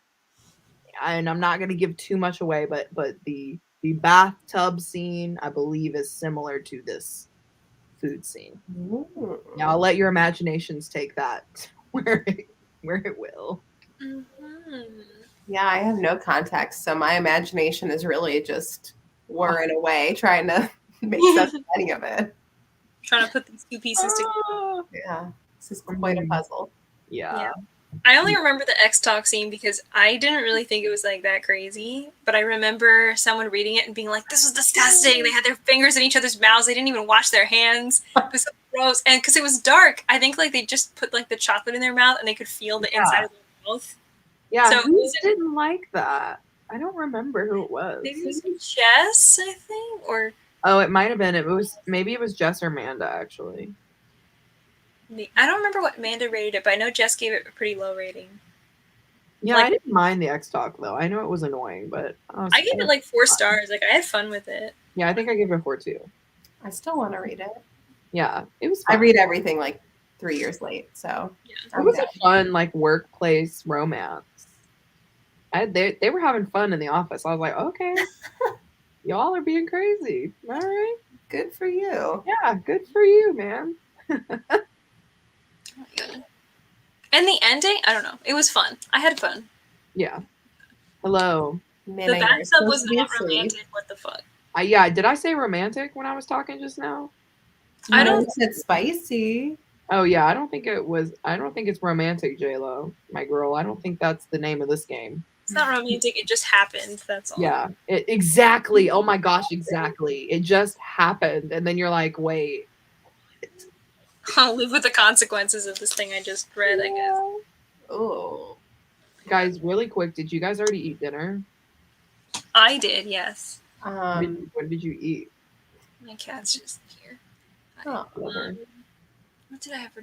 We had cacio pepe, which is like, it's like pasta that's made with like cheese, salt, pepper. It's like super simple, but you just make it like with the pasta water and like stir everything in together. So it That makes it. sounds delicious. I love it. What about you, And then Julia? I accidentally made slightly undercooked green beans, but they were pretty good. Huh. Wow, that's so much more balanced than my dinner. What did you have? My dinner was Triscuits and You're like, and I'm still eating. and this absolute grapefruit paloma. There you go. Wow.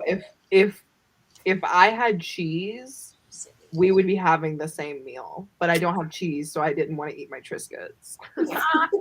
I just ordered ramen, and I was just curious to see if anybody had already eaten. Respect. No, I should have had a real dinner. It's almost 10:30, but you That's know, fine. Triscuits are a real dinner. yeah, you know, they're Nutritional. they have they're 3 simple ingredients according to my box. That sounds healthy.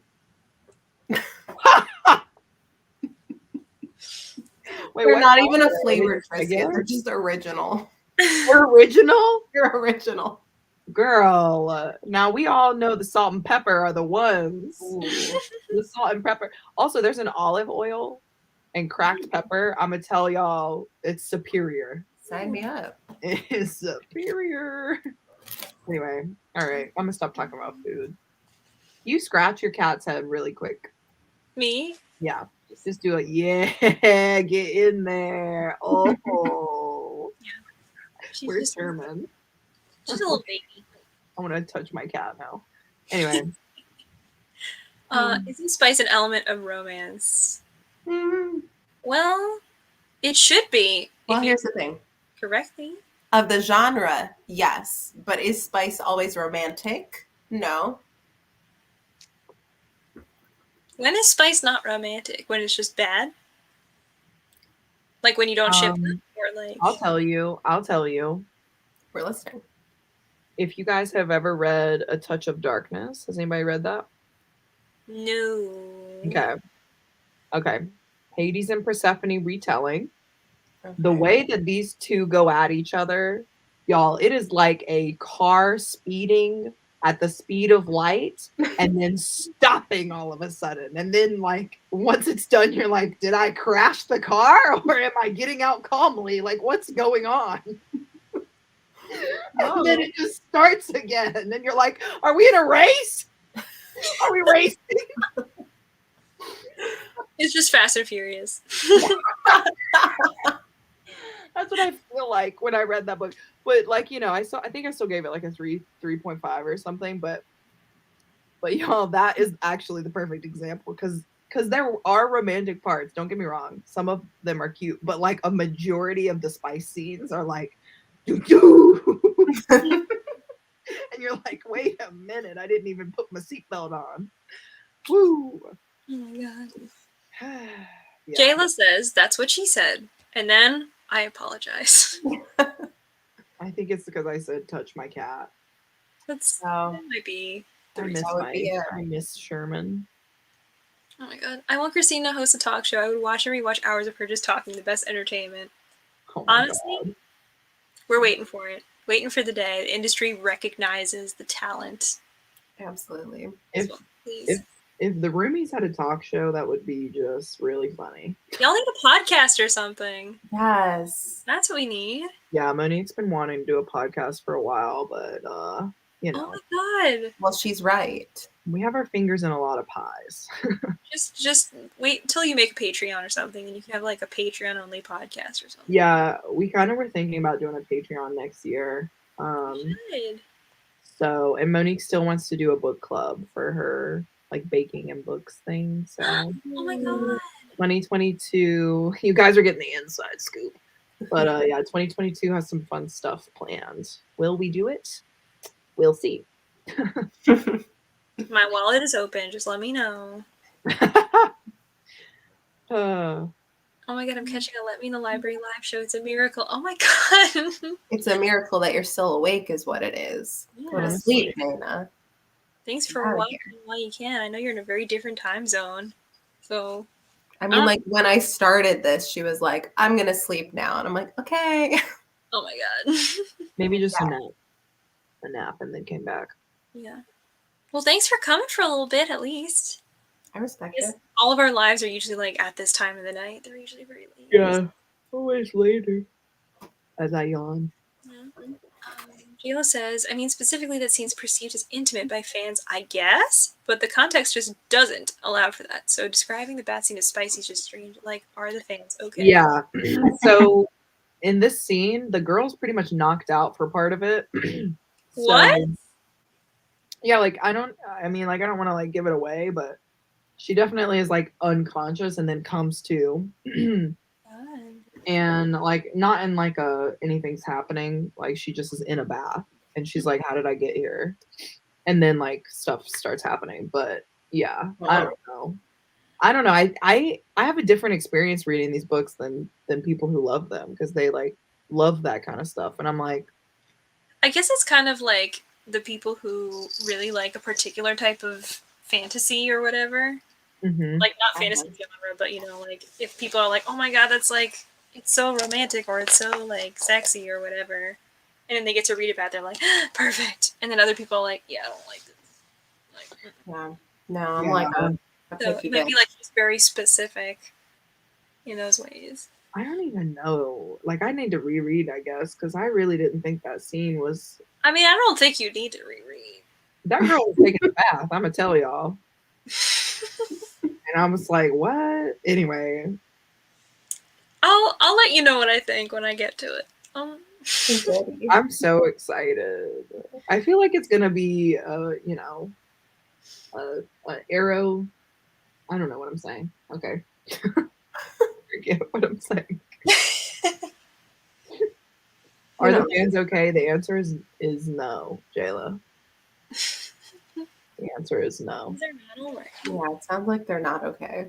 Okay, Well, cool. we have been chatting for like an hour and a half, so maybe we should do a sprint. Maybe. I suppose we could. I don't know how late you can stay, Julia, so I don't want to keep you super late or anything. I feel like 11 is going to be my cutoff. Okay. Let's do... I guess let's do like a 25-minute sprint so we have like a couple minutes to chat some more before you have to go. So, let me see. Let me change what this little banner says. Oh my god, I can do the math, right? Okay, alright, we're gonna Bujo till a really weird time, which is 52 after. And, my kink is consciousness.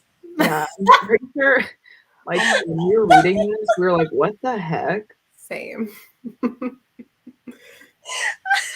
My kink is being alive for what's going on.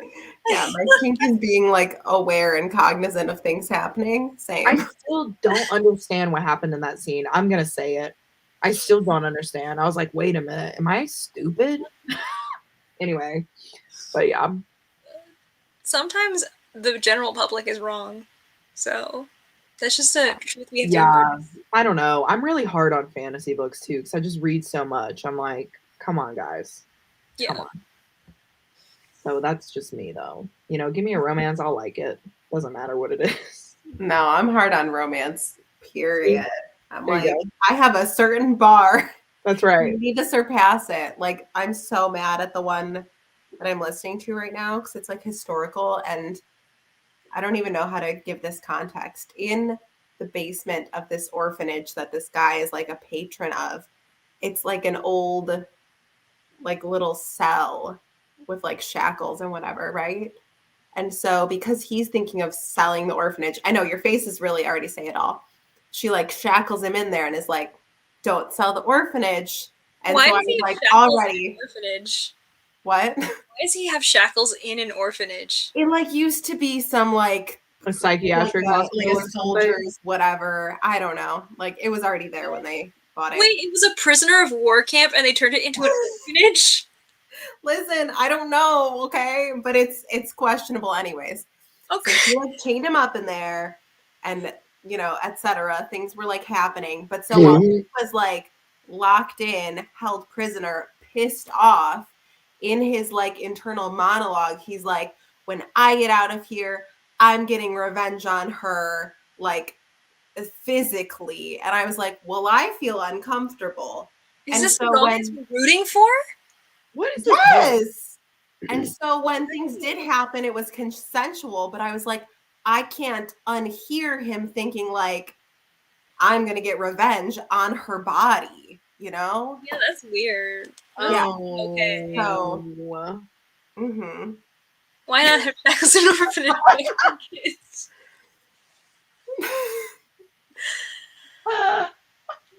Listen, one of the kids, like a teenager, did try to threaten him later, so not totally wrong there. When a teen threatens you, shackles. I hate you, Jayla. Jayla, why?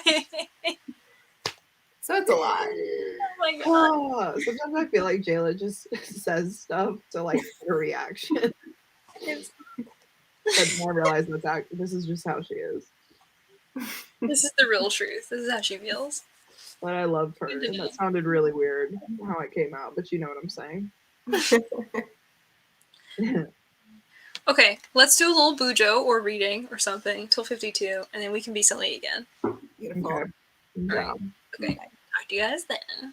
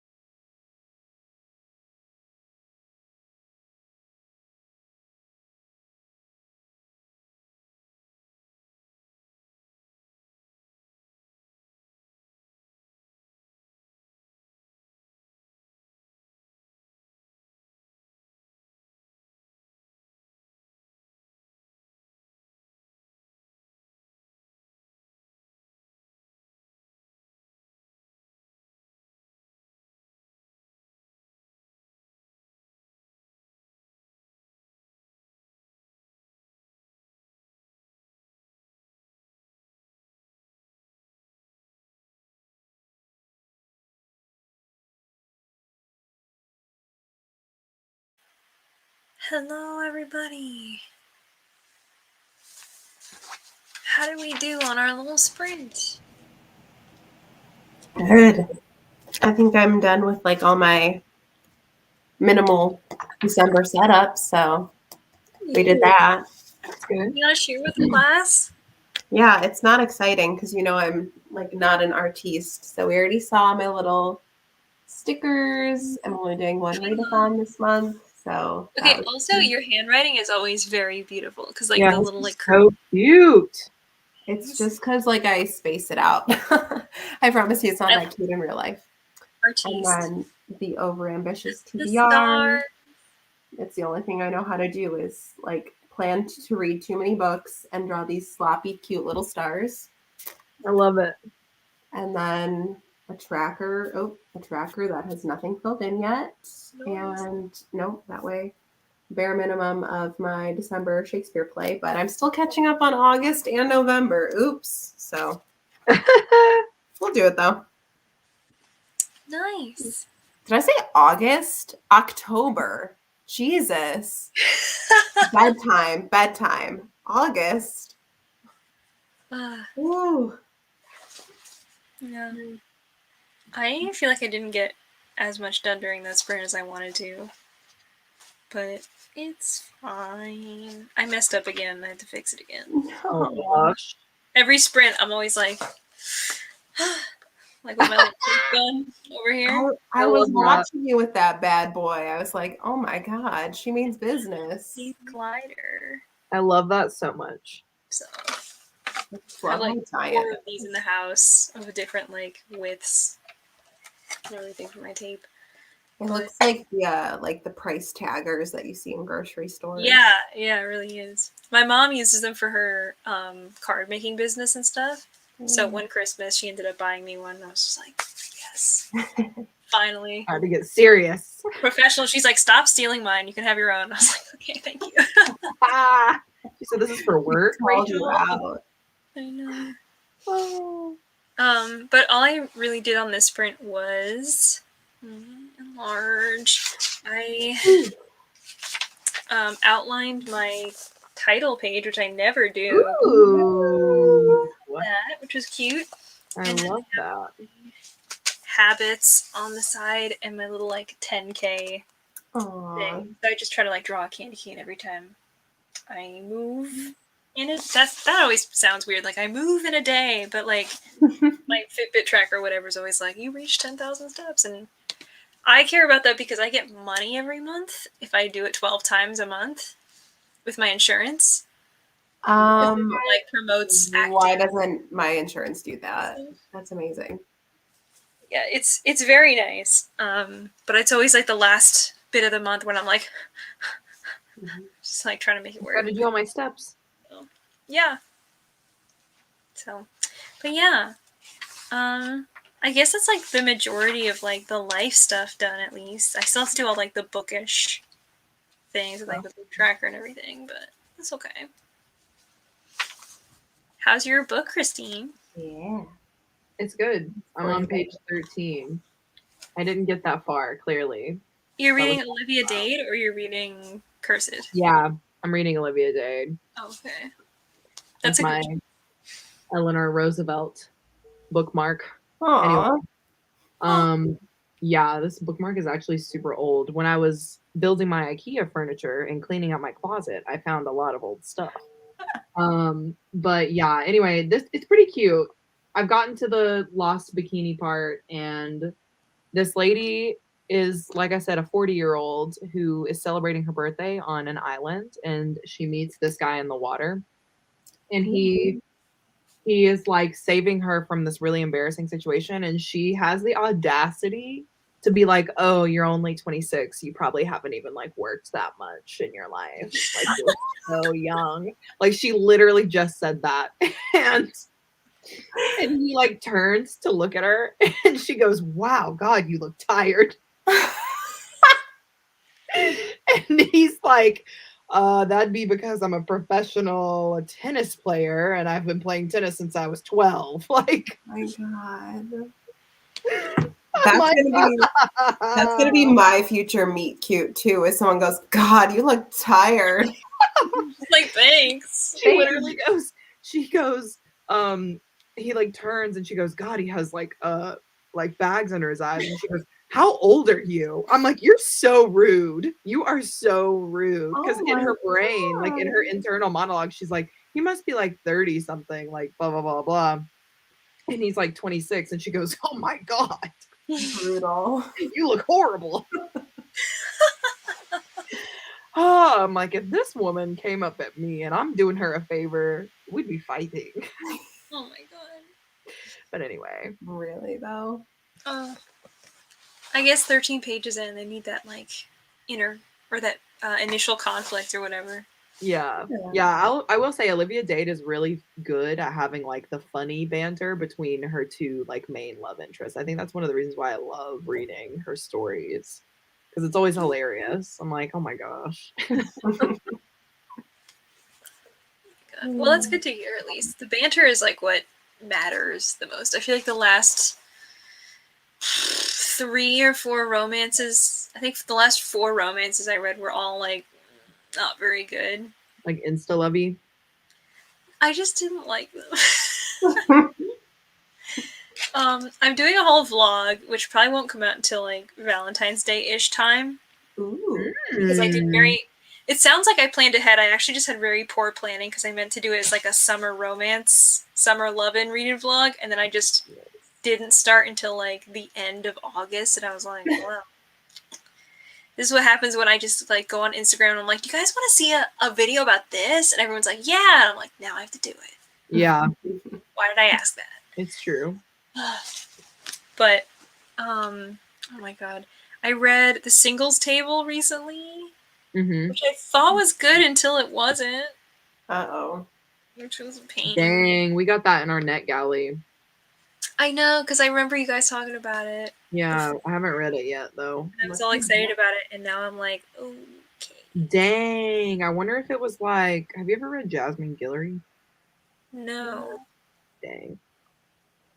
Okay. Well, I read The Singles Table, and then I read I read The Soulmate Equation right before that by Christina. That one wasn't good? I gave that one 2 stars. I literally have it. I just got it from the library like the other day. It's right there on my shelf.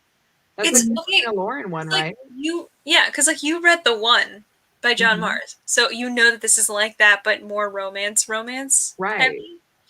And that's why, like, the whole time I was like, The One is so much better. Like, The One is so interesting. Like, there's all these plot twists, there's all these characters, like whatever. Okay. And like, okay, That's every good to time know. that I I'm read gonna a like book, this book. I know I will. every time I read a book and the protagonist is like, oh my god, my life is so hard. I'm dating a millionaire. I'm like, what's the problem, honey? He's he's handsome. He is intelligent. He cares about you. You obviously have great chemistry together, and he's super wealthy. What is the problem? Crazy or what? Wait, what did you say, like Christy? Christian? Is he like Christian Grey, crazy, like, or what? No, he's just like a regular. He's like, that's the problem. Is like they're too perfect. So then they try to create conflict between these like characters who are already obviously like well matched for each other.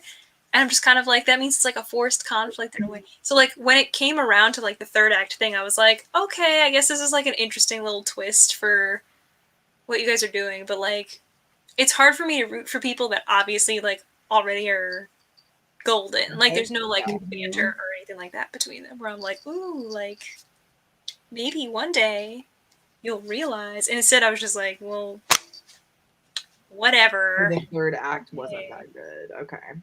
Yeah. The thing with The Singles Table was I was like, wow, I like this. And then the third act conflict rolled around and there were 3 third act conflicts. Ooh. Each one was more ridiculous than the last one. What?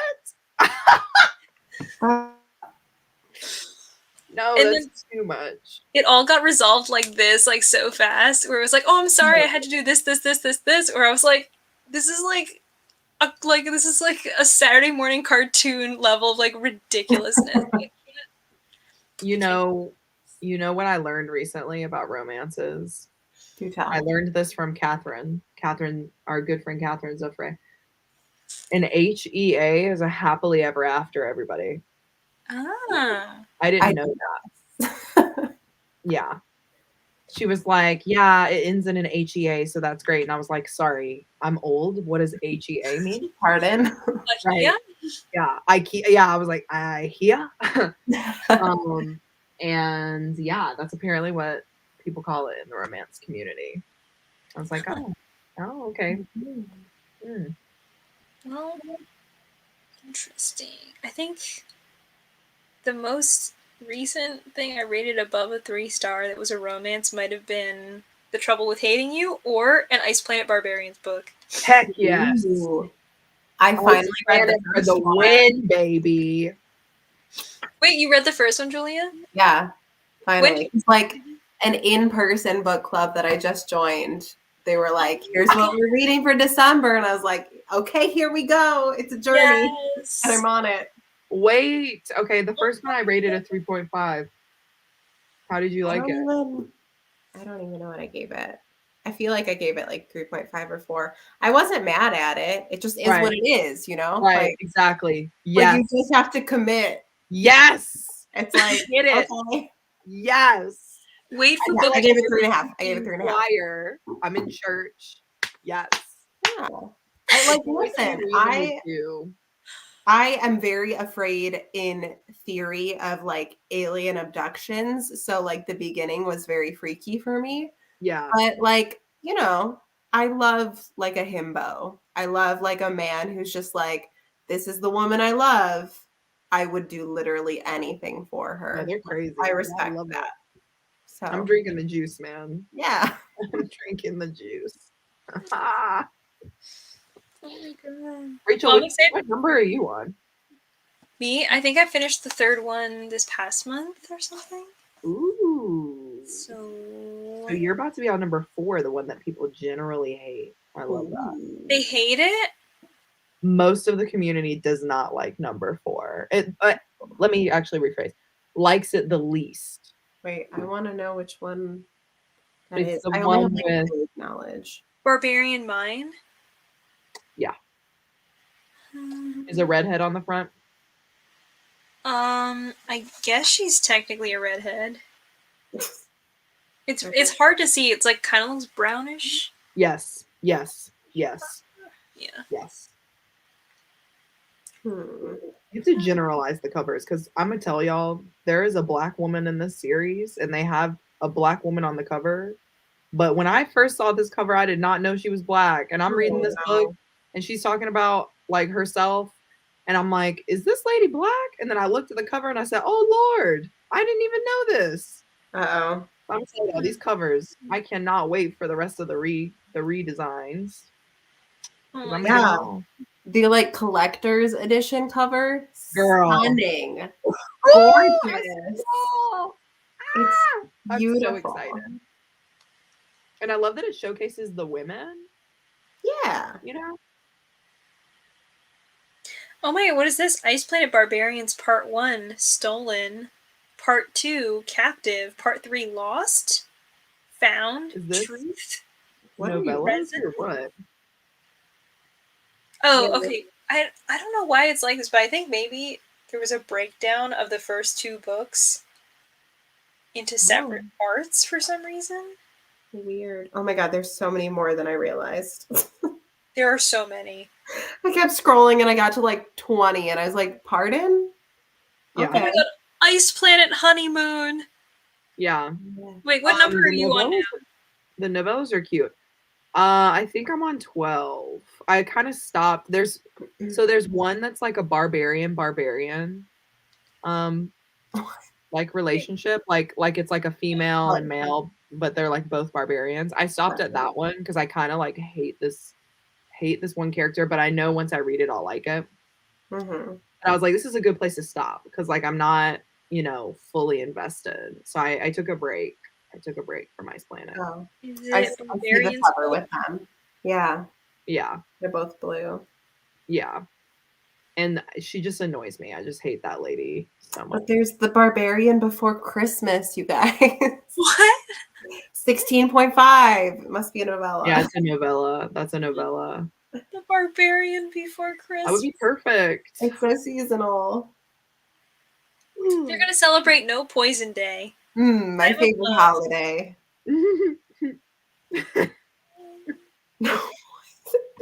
What does it mean? Y'all, I got an Ice Planet Barbarians sweatshirt. I know What? you did. That's What do how I want to committed. see? Oh, I'll grab it. Hold on. I'm committed to the reads. Oh my god! One of the Goodreads reviews is like the Hallmark Channel should totally pick up this novella for Countdown to Christmas. Can you imagine? Oh my god, that'd be so funny. So I love this sweatshirt so much because the quote says, "Read whatever you want and love whatever you read." Yes. And this is what it looks like. Yes. Can you So see let's it? enlarge the screen for That is people at home. amazing. It's so cute. The It's so color cute. palette's like honestly really cute. I love it. Yeah. Yeah, I definitely like a more like these people look very real, you know what I mean? Like I could see her in the street for sure. Yeah. I definitely like the barbarians when they're more like cartoony, like they're more cute. It's like the new covers where they're Mhm. kind of like cartoony-ish. Yeah. Yeah. Yes. Anyway, that's my sweatshirt, y'all. I love it. Allie said, as someone who barely reads any romance, I have no clue what's going on. I don't think this is because you don't read romance. I think it's because Ice Planet Barbarians is a specific flavor of a very specific genre of something you might consider romance. It's a lot of fun. It's very outside my norm, but it's It's pretty fun. fun. I was Yeah. pretty addicted. I like Honestly- it when people tell me they don't like it. That's fun for me. Because the thing is, like, I feel like a genre or like a type of book like this is never going to be like super highbrow. So that means like you're never going to go in with the expectation of like, oh, I want like my favorite book of the year is going to be this super highbrow literature piece that I'm about to read Yeah. and it's going to change my life. And instead you're like, I'm here to have a good time. Yes. Like you already know like that's what you're here for. Yeah. You know it's probably going to be like kind of ridiculous. Like they're literally like a big blue man from a different alien planet which is covered in ice, and they're all barbarians. Like, where are we going from here? Girl, when y'all, I'll say it. When y'all start getting into like the later books, the plot is like, I'm like, what? What? Okay, I was here for the smut, but now we've got actual like things happening. Oh, snap. Oh my god, there's a plot twist. Anyway, it's really crazy. It's really crazy. I remember like when the plot actually picked up in the first book, and I was like, "There's a plot." Yeah. Good. Yeah. That's what I say. It's like honestly, it's like one of the best like I guess sci-fi romances I've ever read because it's like you know when you read a fantasy romance and you're like this is about 300 pages too long. Mm-hmm. Yeah. I feel like this is the perfect length. Yes. You know? Yeah. Don't Like, waste my time. Yeah, you get the smut. It's not all smut, so it's not just like, you know, all the time, but there's enough of it. You're having a good time. And then it hooks you for the next one. It's like a drug, some could say. Anyway. Some might say. I really am about to buy all these. Like when they do the redesigns, I'm about to buy them all. I think because you read like 10 in a weekend or something like that. Oh yeah. Or whatever. Yeah, because I was driving for work. The set was like an hour away. And so I would get up and drive in the mornings. And like if you play them on like 3 times speed, you can read one book like in a day, basically. Yeah. And that's basically what I did because I worked the same set for like 5 days. And so I did like each book a day. And then if there was some like leftover, I would just read it at home, like the rest of it at home. But yeah, the audio was so fun. Yeah, I have a long way to go to catch up, but they're fun. I mean, honestly, it was definitely like the type of thing where I guess if I was like starting my booktube channel and I was like, oh my god, I want to be like serious, I'm going to talk about like these types of books, like I'd probably be like, oh my god, no, I don't want to. But eventually you're kind of like, why am I taking myself so seriously? Like, yeah, you go have some fun. I'm a joke, so yeah. So, like, if it's all my videos are basically just clownery, the next video coming out, I'm already so embarrassed. The next video that I think is coming out tomorrow, if I finish it, is going to be like Little Mermaid level of embarrassing for me, but it's fine. I've got to set my alarm. What time will it be out? What time is it premiering? Excuse me. I don't know. You Probably know, like, The Little Mermaid is my favorite video of yours. I know. It's my favorite video. Like, I talk about it every chance I can get. Every chance I can get. I like kind of want it on VHS, and I don't even have a VHS. Like, I want that video. How do I Just download it? collectible. Oh my god. When I say cinematic masterpiece, I mean, come on, guys. Oh my god. I mean, the new video is only gonna be like 5 minutes or something. What is this exotic video? Yeah. What is it? It's 5 minutes? That's such a tease. It's so small. It's so short. But I think it'll. If I finish it, who knows? Then it should be out like noonish or something. Probably like a little afternoon because I need to usually work on the video during lunch. Wait, it's 5 minutes long, but you haven't finished it? Does that mean you haven't recorded it? I recorded it, but I have to do some like fancier editing with it. Oh. So Okay. Did you make a song? no, it's not a song, but I had to download like new editing software to figure out how to do this. Oh my god, what is it? Wow. So, and I had to like look up some tutorials to figure out like how to do Oh my god. certain things. But this was always what, like, when I was younger and I was like, oh my god, video editing is so cool. This was like one of the number one things that I was like, this is obviously what I'm going to do with video editing skills, like this particular. Isn't that funny? Yeah. So Do you guys Color me. remember Everybody Was Kung Fu Fighting? That song? yeah. One time I made a video to that song. And like, I thought this was the coolest thing. I had my friend do a karate kick. And I took the camera and like circled around my friend as they're doing the karate kick. And then put the song onto it and slow motioned it. This was like the beginning of my editing career. This is already initially what I was thinking, where you were like, I had her kick and I was like, in slow-mo, right? Yeah, in slow motion. And so it was like she like bowed and then she like did this whole move and like it was the coolest thing. Anyway, that just took me back. It took me back Oh my God, to being a small child. See, that's what I need my zip file to be. Like, I'll trade you Little Mermaid for Kung Fu Fighting. If I can find that, Yeah. if I can find that, I will. If you can't find it, then you could just recreate it. Honestly, if I recreated all of my early videos, because one time I also did a Grinch impression. Now that was funny. Everything Christine says on this live, Julie and I are both like, what? It's all we can do. It's just I think I was like 7, and I was like, "Mom, record me." Like, Whenever Mom, watch this. when did the Grinch come out? That's when it was. I was like impersonating Jim Carrey. oh my god, yeah, the live action Grinch. Yeah, whenever that was when I did it, and I just remember being really like crazy. Oh my God. Grinch live action. What year was that? 2018. That can't be true. No, 2000. Oh my god. I remember being. Oh no, 2018 was the one with Benedict Cumberbatch that was like the cartoony, but it was Oh like yeah, I think it was like 2002. No, 5. Wait, 2000. That feels right. Yeah, it says 2000. damn it! I wanted to guess. All right, fine. I'll go with 2002. I would say. Oh my God, Anyway, yeah, so funny. the Grinch.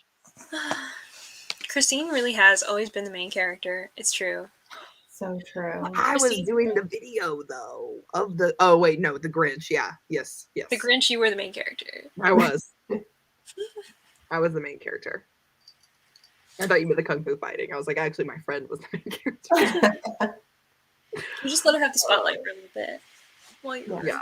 making I'm magic a happen. control freak, honestly. So I just like it to be the way I like it. Like when I record Monique for our reels, I'm like, okay, this is what you have to do. And she's like, God, just let me do my thing. Actually, I re-downloaded TikTok last night, and then I was just think I saw. studying. Yeah, because I was liking everybody's videos and stuff. But I was like researching where I was like, how can I make this funny? How do I do a reel? How do I do a TikTok again?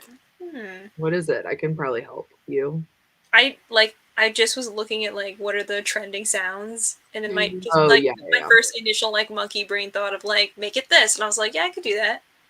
Just have to figure out like how to film it and make it Yeah, happen. TikTok has a lot of good effects too. I would just go through and play with all of them. Yeah.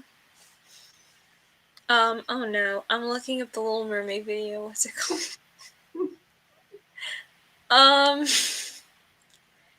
I don't remember what it's called exactly. I'll find it. It's been like a It's year. on it. Literally, Rachel bans me from talking about this video, but now that we're on the subject, so I'm just gonna find it for everybody. Look at this stuff. Isn't it? Oh my god. Oh god, it's so Am I sure I want to go to LA? I don't know anymore. Yes. Yeah, because I want Noelle to bring the Red Rising game. Wait, I just bought it. Oh yeah, it was on sale. My cousin sent it to me. She was like, it's like $25. I was like, that is a deal because that game is $40 regularly. Yeah, I got it on sale at Target because I think they put up the wrong sign where they were like, all board games are 50% off. And I was like, great, it's a board game. Absolutely. So I brought it there. And they were like, this was really expensive. I feel like we're not supposed to take 50% off. And I was like, the sign said it. And like, there was somebody else on the floor who was like, let's just like honor it for now. We'll give them 50% off. And they like ran and took all the signs down. So They literally have to honor it. Yes. That's a law.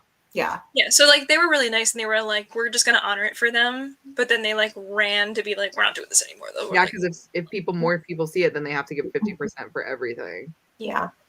As a former Target employee, I can attest. I was like, I worked for Urban Outfitters, okay. Retail baby. Yeah. Okay, I'm gonna go ahead and just spill the tea on this video. It's called the Sea Maiden-a-thon wrap up. I already kind of regret this. There are mermaid emojis and a wave emoji. And it looks like this.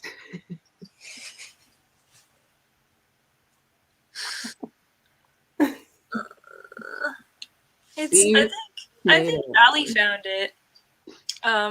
Is it the Sea Maiden-a-thon vlog? It's not quite a vlog, but yeah. No, it's the wrap up. Yeah. I know because I saved this one part where she's playing the piano every time. It's literally like 49 seconds in. Oh my god. Oh my god, is that why you use that for Reader Dare? Yeah! It's my favorite video. Why is it your favorite? Oh my god. And then I took footage of like water.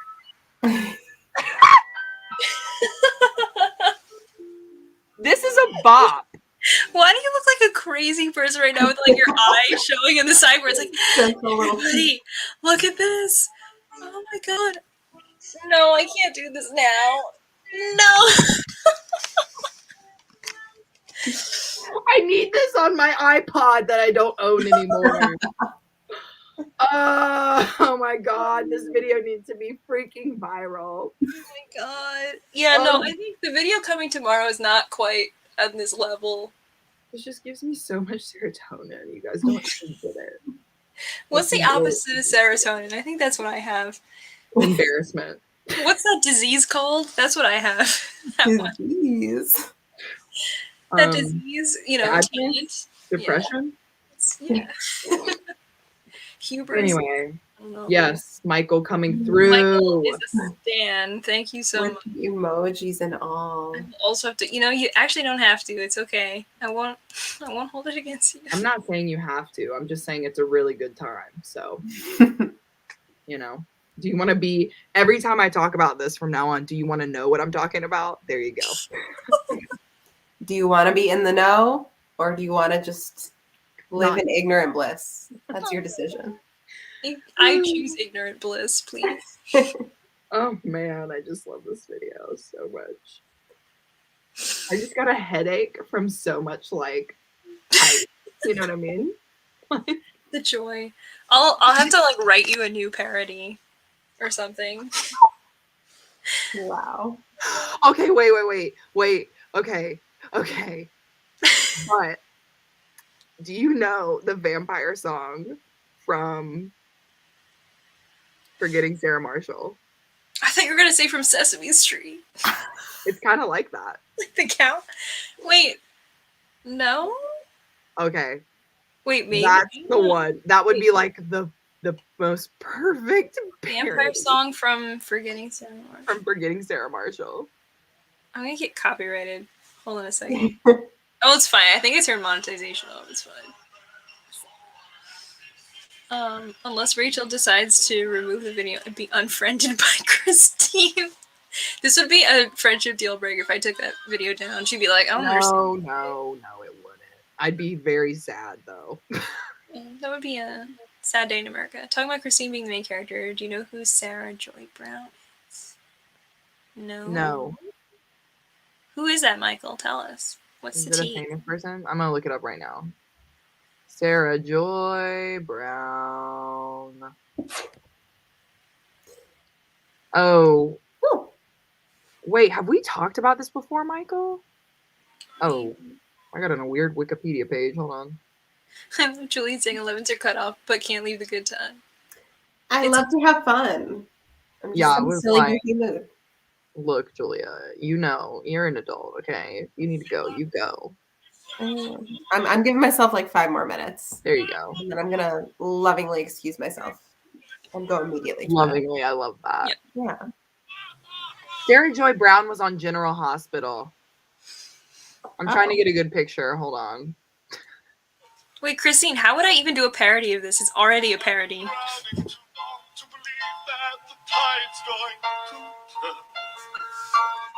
I've been living too hard to believe things are going to get easier now. I'm still trying to shake off the pain from the lessons I've learned. And if I see Van Helsing, I swear to the Lord I will slay him. Ha ha ha ha! He'd take you from me, but I swear I won't let it be so. Ha ha ha ha! Blood will run down his face when he is decapitated. Tether my mantle is how I will let this world know how much I love you.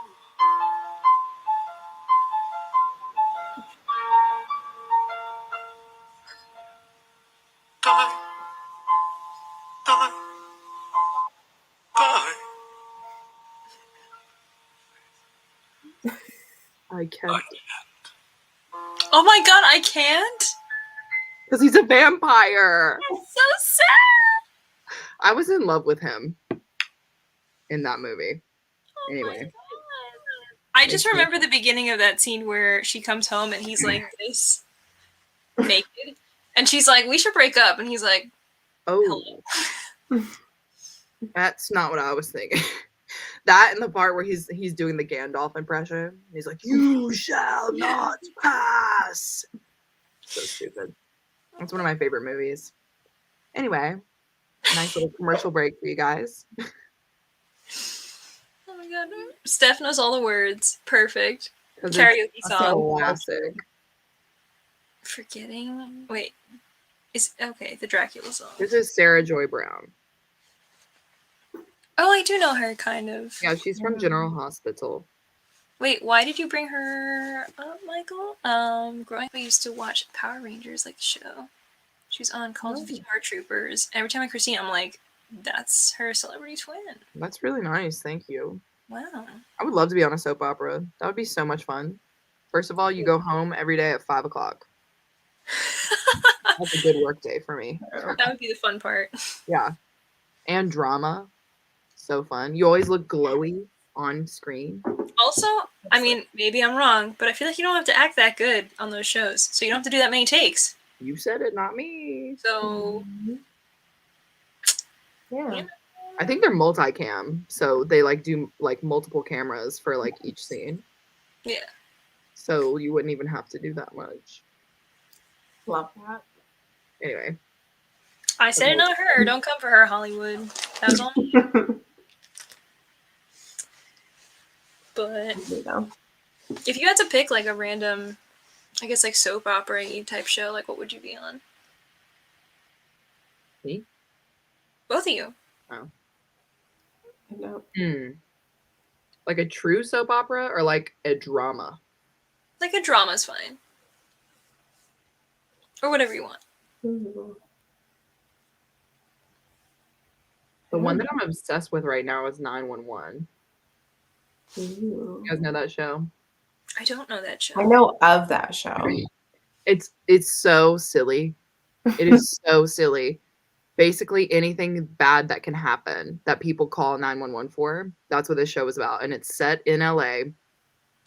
And crazy stuff happens. Like seriously stuff that doesn't even happens. You know what I mean? Like they had a full citywide blackout one episode. Oh, of course. And yeah, exactly. Of course. But the reason why I would say this show is because there's a lot of action on the show. So like you would get to do cool stunts and things. And this is the one show that I watch that consistently makes me cry. Like a lot. Yeah. Like something really just like will get my little heartstrings. And then I'll be like, that was so sad. And then I'll like slap myself and be like, what? Stop it. Stop this. Anyway. So yeah, that'd probably be mine. I don't know what mine Oh would my be. god, I'm pretty sure my across the street neighbor's been on it. What? Like for real, or because he keeps calling 911 for stupid Wait, been on 911 or been oh, I guess that's the only thing that we've really talked about. Yeah. Wait, as like a guest star, or he's one of the main people? Or does he just keep calling 911 because he's upset about stuff? Yeah, was that I don't know. Like what's the truth? Also, is the Romies Digest available so I can start Christine's fan account? Oh my god. I think The the Romies is still alive and well. Let me The see. Romies was like one of my favorite stupid things to happen. Like it was horrible. It was so bad that it happened. But the fact that the Romies was the name that they went with. Oh yeah, it's still up.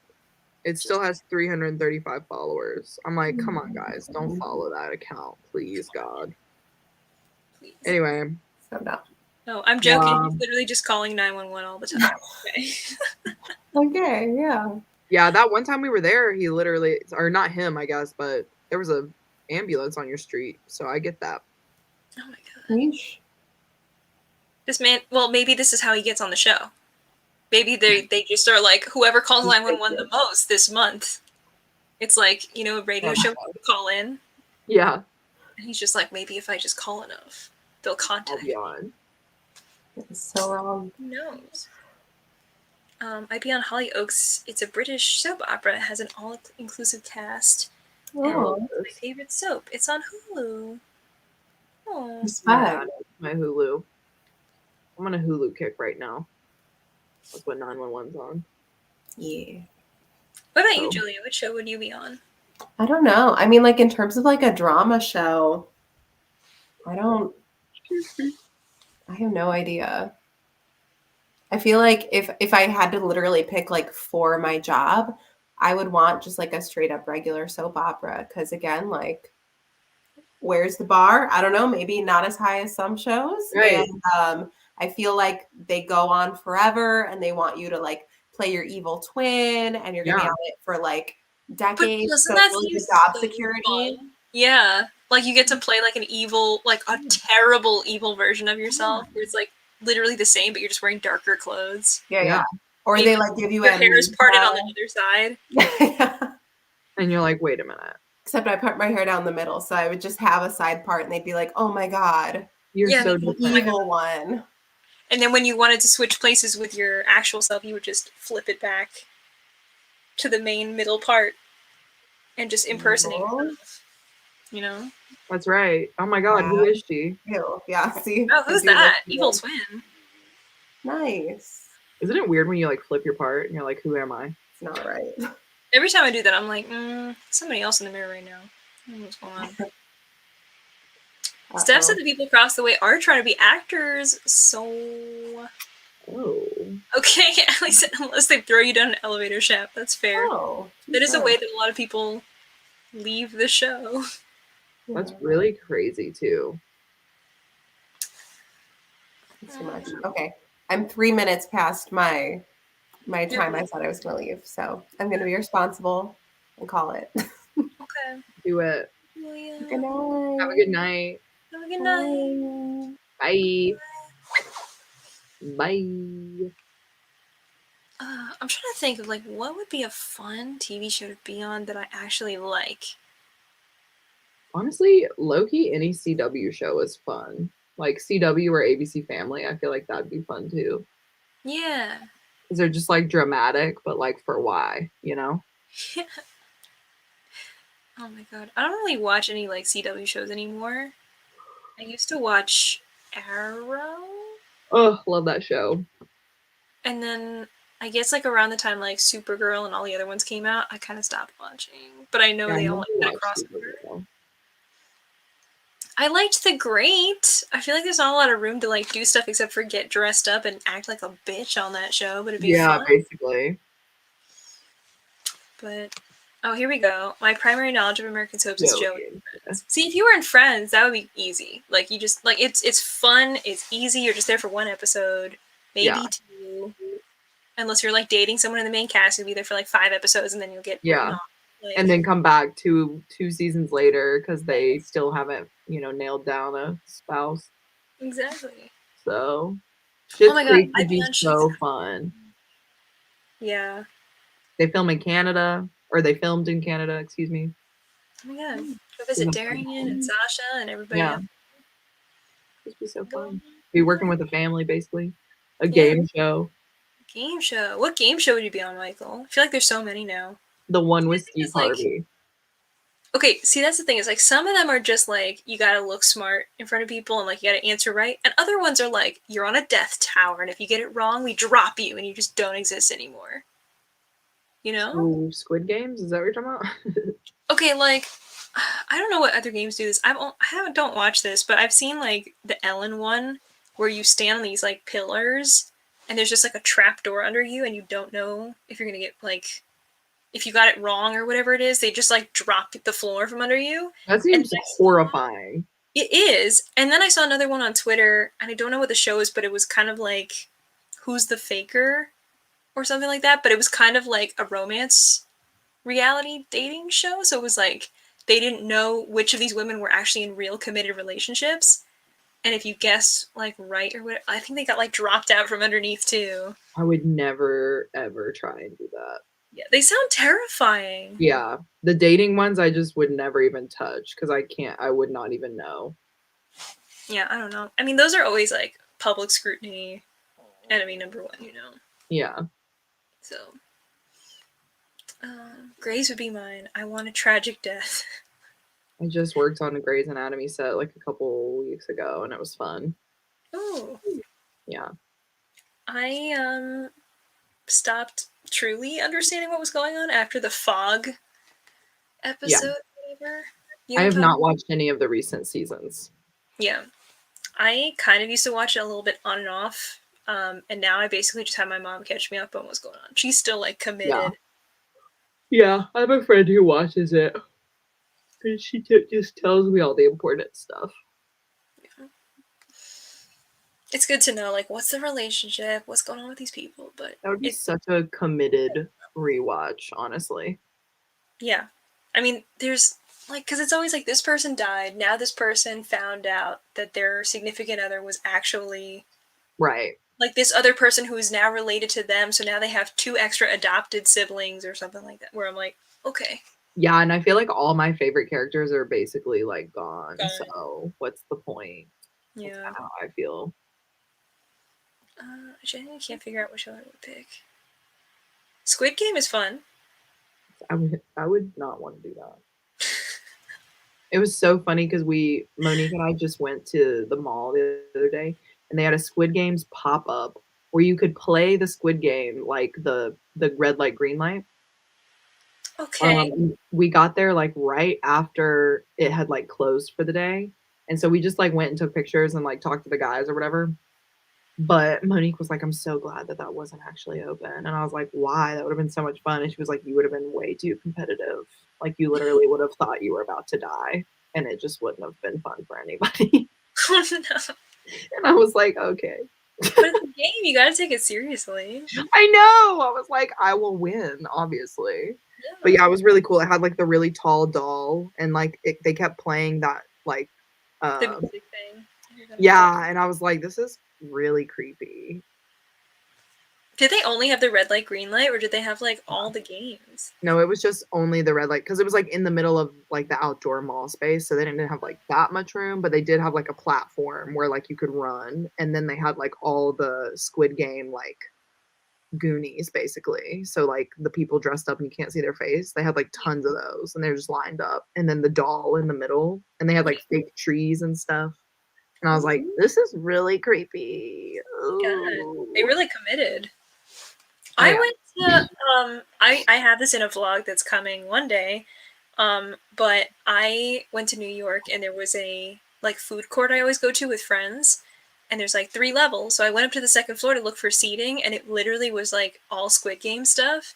Where Mhm. normally it's literally just like chairs. So like you walk up and then there's like 2 of those guard people with like the things on their faces. Like you just walk up and it looks like they're real people because they're just full like mannequins dressed up like that. And then the walls have like all of the like drawings and stuff on it from the show.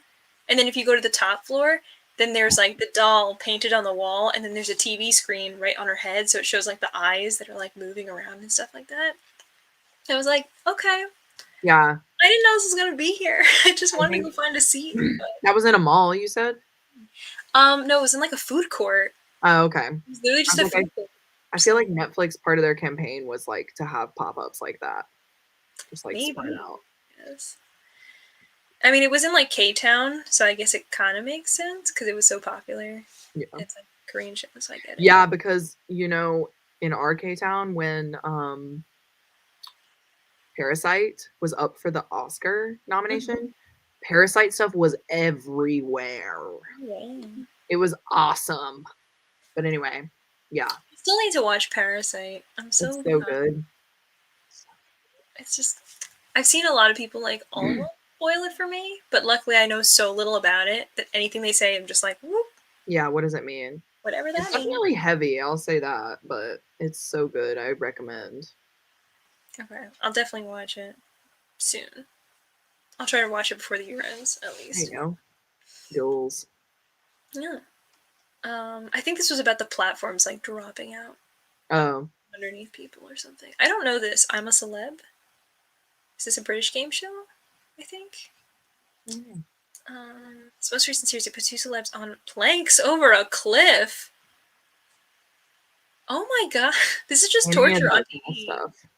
The only shows I'm thinking of are kids shows. I don't trust harnesses and stuff.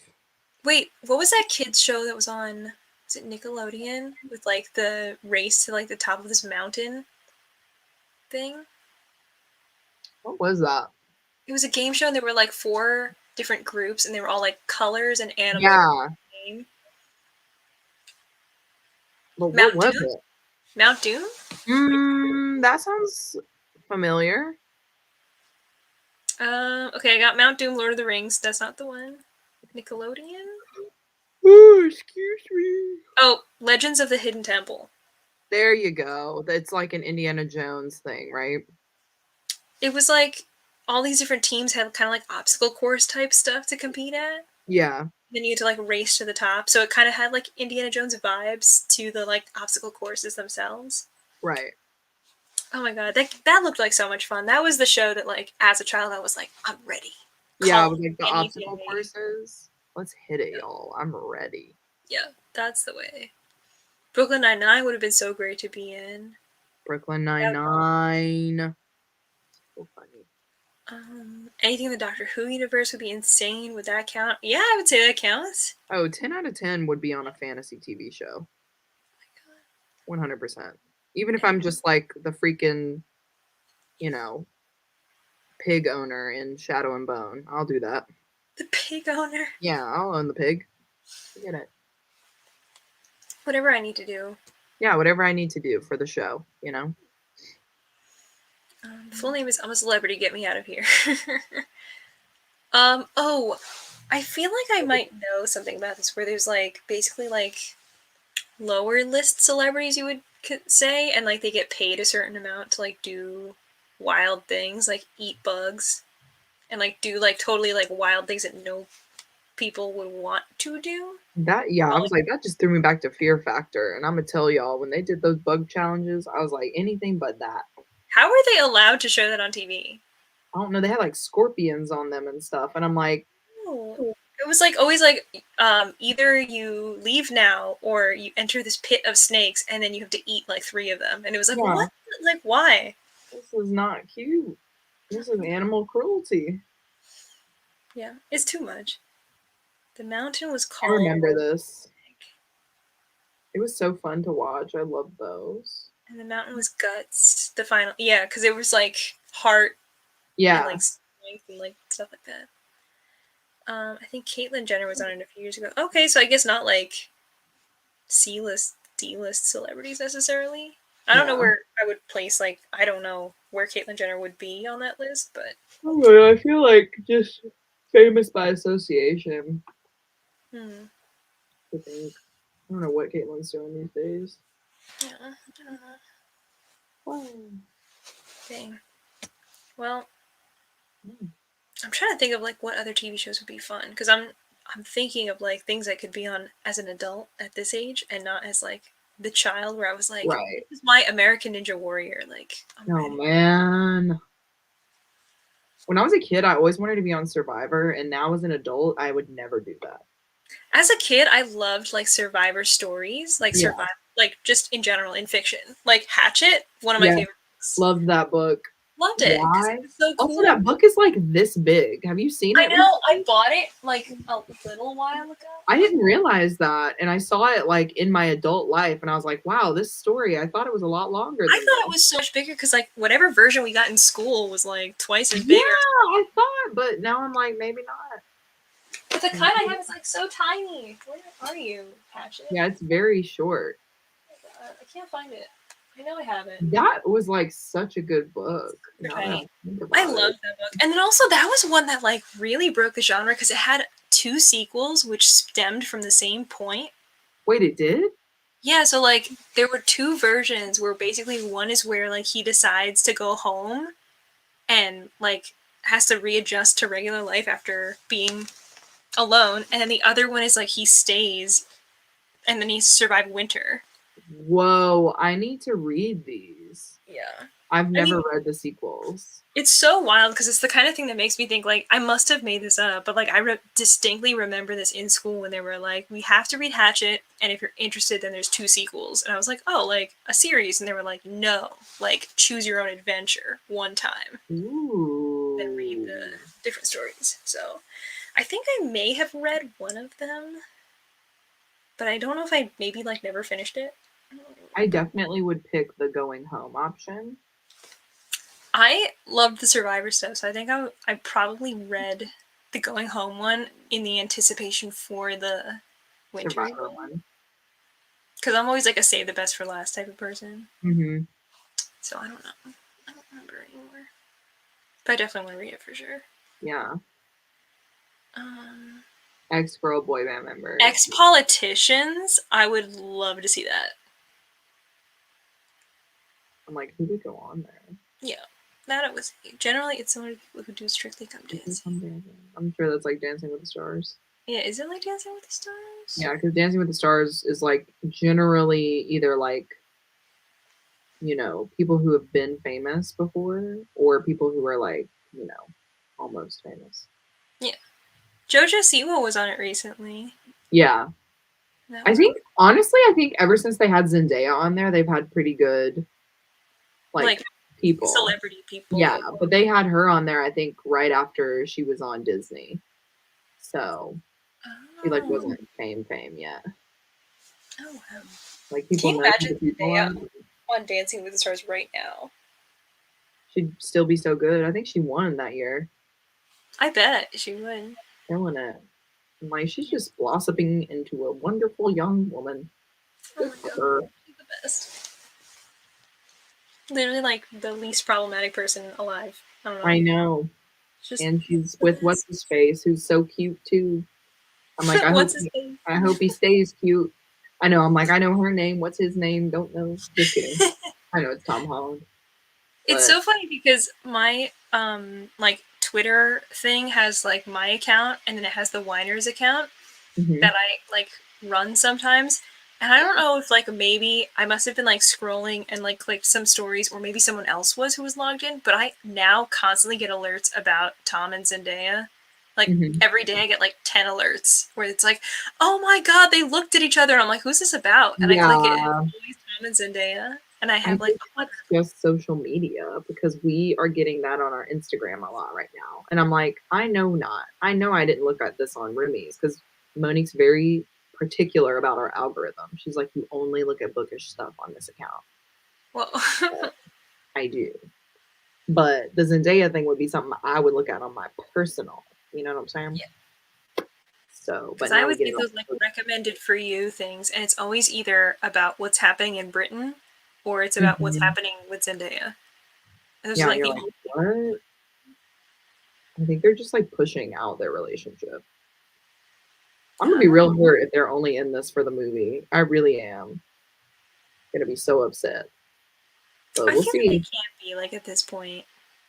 It I'm has to be real. hoping. I'm hoping. I mean, the way she was laughing in that interview about nothing. I know. That's why I'm like, what?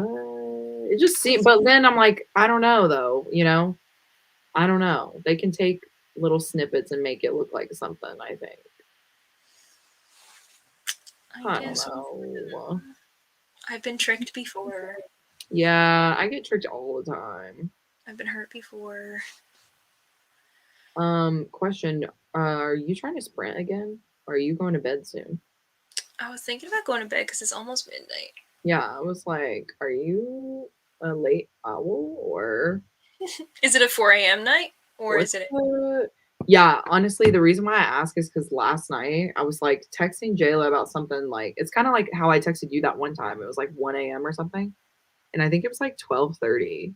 And immediately she texted me back and I was like, why are you awake right now? Like this could have waited. You know, like, did I wake you up? Is that what happened? And she was like, nah, dog, I was already awake. And I'm like, Jayla has like very off sleeping hours, I guess you would say, because like I feel like she's always awake and like pulling all-nighters and stuff for work. yeah. Where she has to read books for work, so she's always like still awake at like 4 or 3 or something, and I'm It's like like, literally what you said, the work-life balance. yeah, it's the Because lack thereof. yeah, like she's young. She just started her job and she wants to do a good job. So anyway, not to tell her whole life, but yeah, it just shocked It's me. definitely like such a common thing. Yeah. Also, because like you got to make that good first impression. I know. I'm like 30, Lottie. Lottie. It's I'm at nearly 5 a.m. Oh my god, Bless you. really? Because I'm gonna tell y'all, I went to karaoke Saturday with Monique. We had a good time. We stayed up till 4 a.m. on Sunday. And Sunday is when we have to do our reels and stuff for Book Talk and like, you know, Bookstagram. And we slept in. It was a rough day. Rough day yesterday. How long do you think? I mean, like you have it like kind of figured out at this point. So like, how long do you think you spend on Sunday filming stuff? It depends on if we're doing all of our stuff. So like if we're doing our Instagram posts, which we never do. We always want to, but we never do. If we're doing our booktube as well, like doing booktube videos, if we're doing a vlog, and if we're doing reels and TikToks. If we're doing all that stuff, it's a full day. A full day. Like until the sun goes down, all day. Yeah, because we get up, we write the jokes, we plan out the videos, we find the sounds. That's just TikTok. Then if we have like a booktube thing, we have to do them early because A, the lighting, and B, I have to have time to edit it before Monday. So like the one that came out today, we had just recorded it yesterday. Oh my god. Yeah, the turnaround's crazy. It's like really, really psychotic because when I was first editing, I was so slow. And so like none of our stuff came out like on time or anything, but now I can do it like really, really quick. But like they were pretty strict. How do y'all not get like dehydrated talking for so long? Because like I'll film like 2 videos in a row and I'll be like, I gotta go lay down now. I'm always, if you like look in our YouTube, I'm always drinking something. That's like a thing. I always have a mug or like a water. Hmm. It happens. I just notice it because I edit everything. So I'm like, damn, I'm always with this cup, huh? But yeah. Anyway, so it just depends on the day. Yesterday wasn't too bad because we did like a one booktube and then we did our reels and stuff. But then we also had the live show for Fantasy series. So I was like, we have to have this done by 6. So it was like definitely time management. Oh, But yeah. I know. That's why I'm like, that's why I take those polls on Instagram. I'm like, do y'all even watch these reels? Because I'm not going to be keep making these if y'all ain't going to watch them. But no, we have fun. Oh my god. Well, you guys are the blueprint for real for me. Or I'm just like, one day I'll understand the time management. Honestly, It's a I don't lot. even know if we understand it. I mean, you make it work. Like, November was obviously like a rough month, but when you guys posted your like December TBR, I was like, they're back. Yeah. God, been so thirsty all this long, or I don't know, whatever. Like I've been waiting all this time. I know. I was like, what? I feel like I haven't sat in this seat in a whole month and I hadn't. It's crazy. Oh my god. I don't know. 2022 is going to be wild, y'all. We're trying to do more stuff. And I'm like, we're already doing a lot of stuff. Yeah. But we'll see how it goes. People understand time management. I mean, Not the internet. I don't know. Yeah. You introduce the internet in the equation, it makes it a lot harder. Yeah, I was like, them fools. They fact check us all the time. Random question, but being the time of the year it is, are your wish lists up to date? Are y'all like doing your thing with where it's like this one's for Christine, this one's for Mo? Yeah. Across the board? Yeah. I literally talk to Monique about this every day, I think. I'll be like, update the wish list. And now she's like, so she's heard it so many times, she probably is just ignoring me at this point. But she also doesn't like to buy books, so it's kind of hard for the wish list. But mine is pretty much updated, I think. But I will tell her to update it. I'll be like, Michael said, and she'll do it. She'll put some Just for you, stuff on Michael. there. Honestly, she's really into manga right now. So like, or manga. So like, I don't know. Even if you guys have like manga recs or something, like So stuff that she knows she likes, you know, that kind of a thing. So we just need one of those like, oh, are you doing a bookshelf tour? I was literally looking at my books. I'm like, yeah, I am. I actually just put up the art today. That happened today. That was so long ago. Anyway, I feel like it was yesterday, but that happened today. So I just put up the rest of the art for it. So now I'm gonna like get a little bit farther because I'm doing it as part of like a Mistborn vlog. So I'm gonna read a little bit more of Mistborn and do like an update and then also show off the whole space. It looks really good. And then I'll do this back here and y'all really be impressed. Y'all be like, oh wow, you did something, huh? Oh my god. Well, we just need to know like what you guys both already own. Because this will be like Reader Dare again, where it was like the picture, so we know what you have. Yes. Honestly, I feel like I also know stuff that Monique wants that she hasn't put on the wish list, so you can always ask me to. Yeah. Or Or put on the wish list for her and be like, this is for Mo. Yeah. Okay. Yeah. So, it's true. Yeah. I think mine's like fine, but I have so many books right now that I'm like, Anything anyone sends me, I'm extremely grateful, but I'm so bad at actually reading what I own. And that's like one of the major things I need to actually fix because I feel so bad. There's like books I'm looking at right now that I was given in January of this year. Yeah. From like the year before for my birthday, and I just have not really touched them. Like I'll hold them up in videos and be like, "Oh, I'll read this," and then I won't read them. Yeah. So I for have me, those too, like the ones that you gave me for my birthday, and plus like other ones. But like they're right there. well, I'm reading Jade City in January. If you want to read one, Oh, yeah, that's on my list. It's right there. I'll read it. I'll read so it. big fantasy book, supposed to be really good. Yeah, Vish was just talking to me about that. She was like, "Have you read this yet?" And I'm like, "No." She's like, "Okay, well, can you hurry up?" And I'm like, Madam. "Yeah." Yes. Yeah. And Nicole like popped off because for our Secret Santa, she gave me so many books, and now I have like 3 copies of Mr. Penumbra's 24-hour bookstore. I know. Wow. I was like, "Oh, Lordy." Honestly, I will say I was so surprised. Brennan got me I like wanted this like travel case for all the external drives that like I have to carry around so that I can basically make our booktube and like edit videos. And so I had like picked out this travel case and I forgot that I had put it on my wish list. I had just like slipped my mind.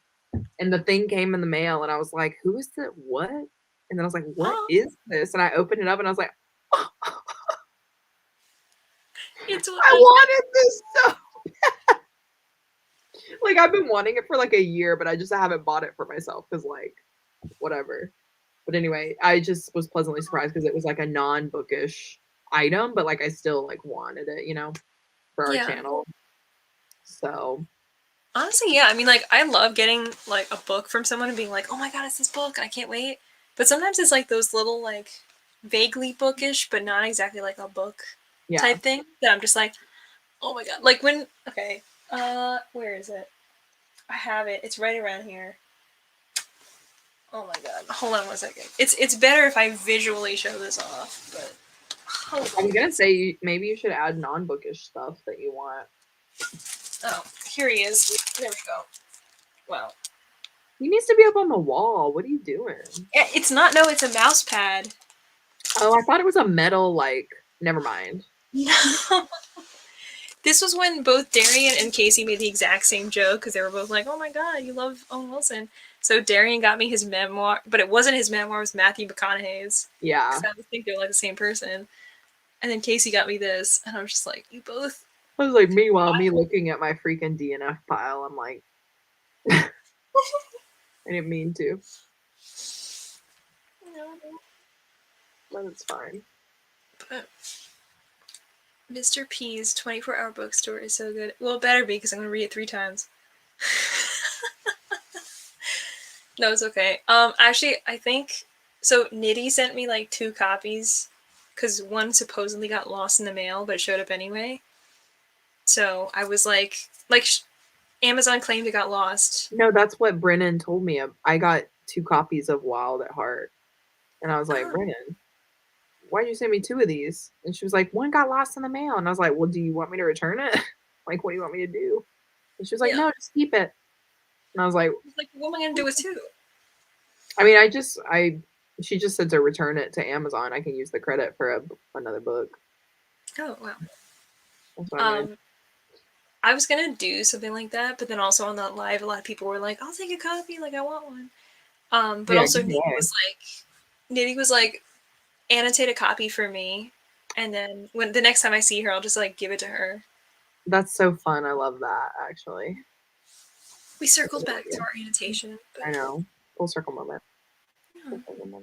So that'd be super cute. And I might also just bring one because I know Mo wanted a copy. So. My Mo? Yeah. What is Mr. P's 24-hour bookstore? Mr. Penumbra. It's okay. Hold on. I'll get one of. I mean, I've seen this book, but what is it? I never heard her say a word about this.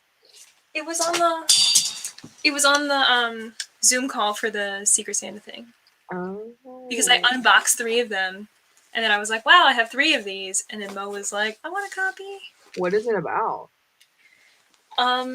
So basically this guy ends up getting a new job at this mysterious bookstore, and a lot of the people who come in seem to be like wild travelers almost. Like they come in like, I need the answer to this, like they like desperately need a certain book or whatever it is, and they'll get like these really cryptic instructions from the owner of the bookstore, who kind of refuses to tell the new guy like what's really going on.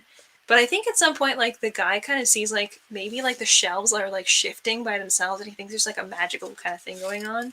So Mhm. he ends up kind of like trying to like document everything that's going on in the bookstore with the help of his new girlfriend, who kind of works. I think she works for like Google or something, and she like tries to use like her tech to help him like figure out like what's really going on at this weird bookstore. Mhm. Very cool thing about the cover itself is that it looks like books if you look closely, and it glows in the dark too. So Oh, cute. that's so cool. Yeah. Huh, So that seems like a fun story. yeah, I've been dying for a copy of this book for the longest time.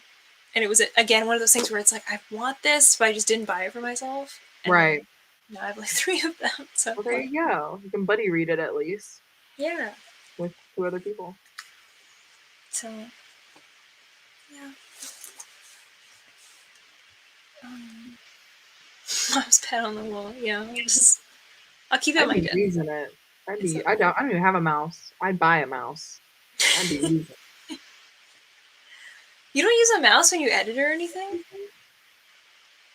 I Really? Like the I've had trackpad? this, yeah, I've had this whole conversation with Monique. I like want to upgrade all this, but it'll take some time. One day. Yeah. Get the aesthetic correct. You can get like those really fancy keyboards. If I had a mouse when I edited, it would be over for you bitches. Okay.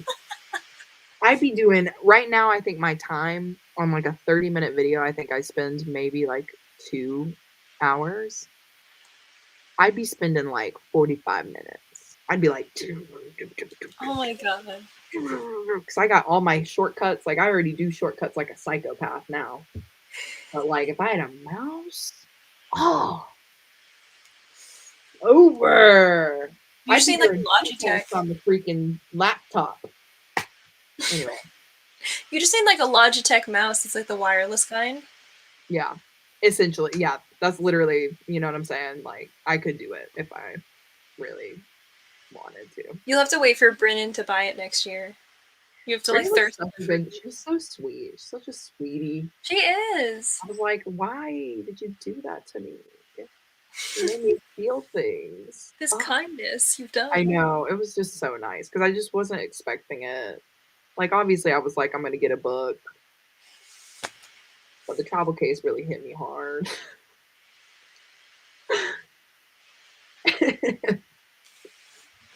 Okay, wait. She works at a sex shop. Okay, wait. She definitely works at Google, but I think I do remember like something about a sex shop very early on in this book. Maybe she's got 2 jobs.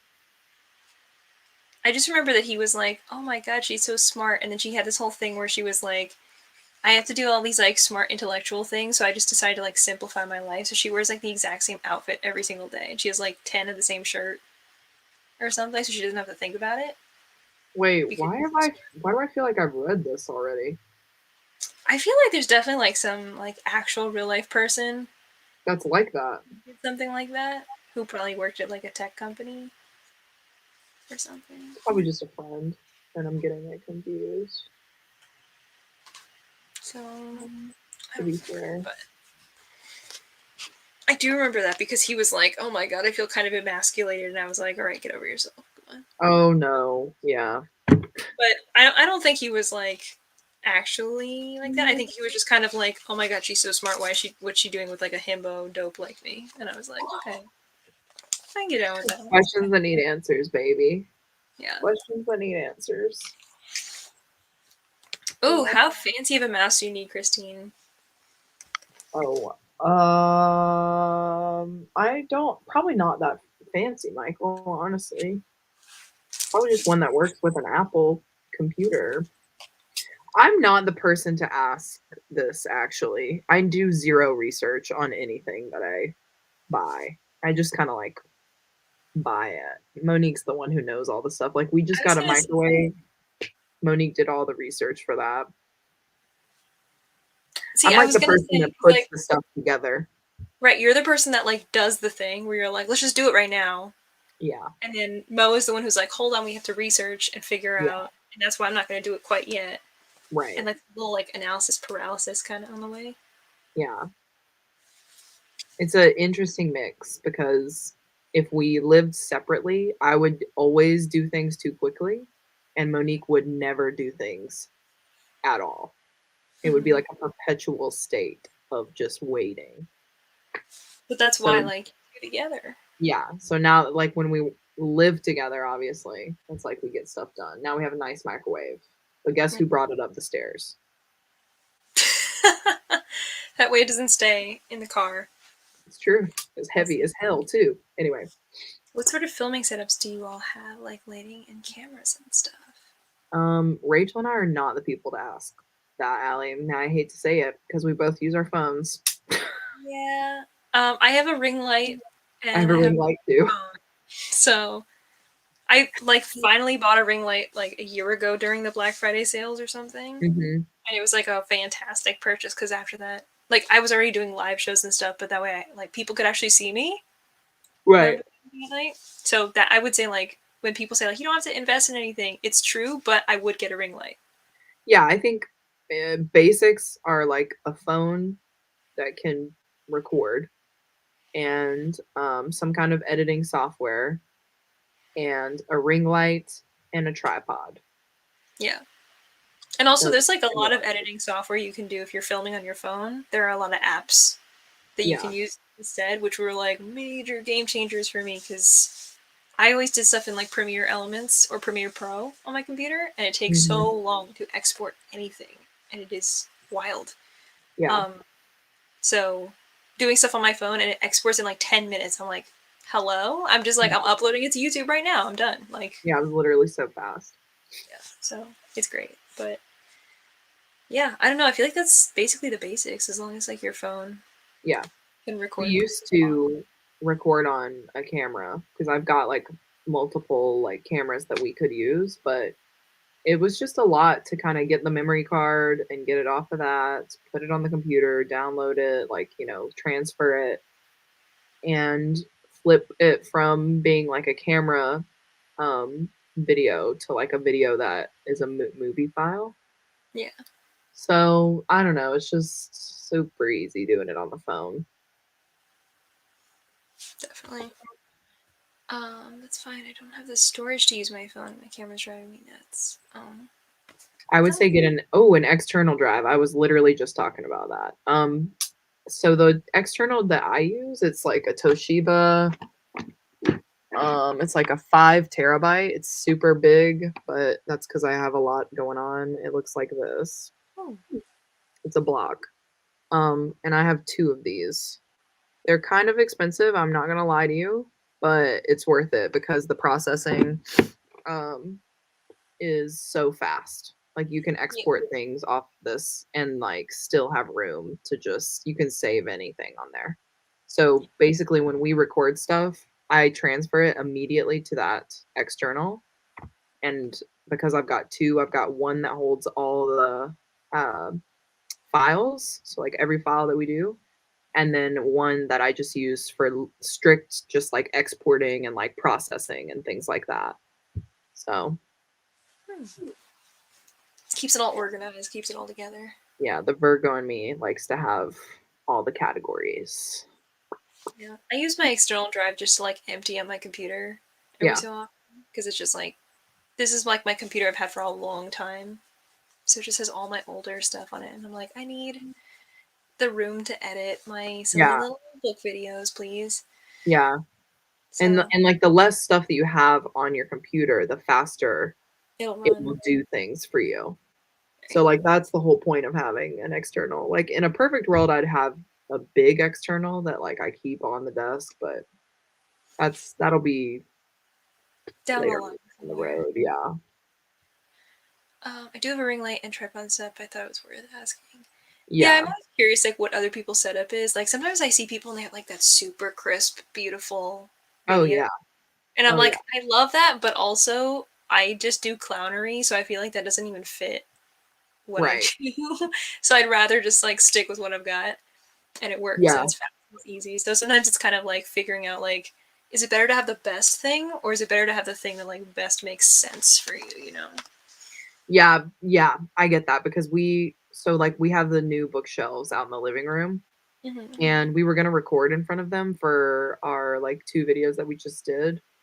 And we had never recorded, obviously. We didn't have like a setup, like what we were gonna use and all that stuff. And it was just kind of like too much to figure out at the time because of the time crunch.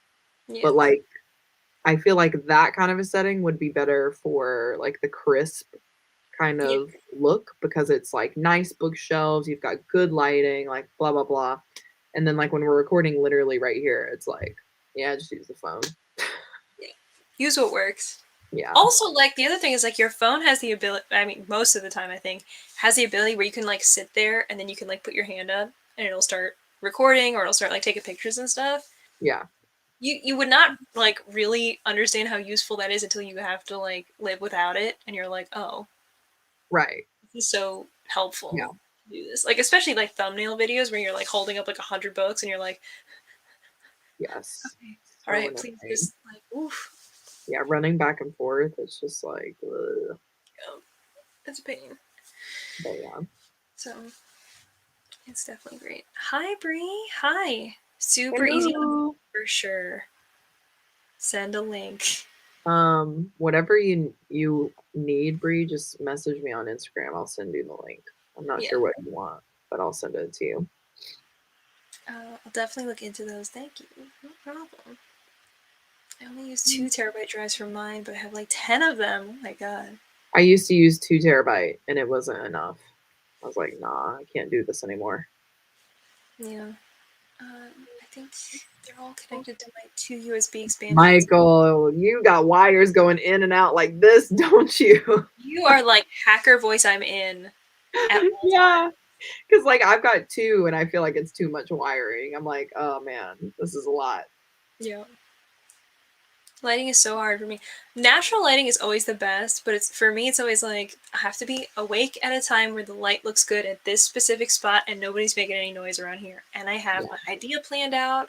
I have all the books that I need. I have like everything figured out. It's always It's really hard. and then the light changes halfway through the video and you're like, okay. Yeah.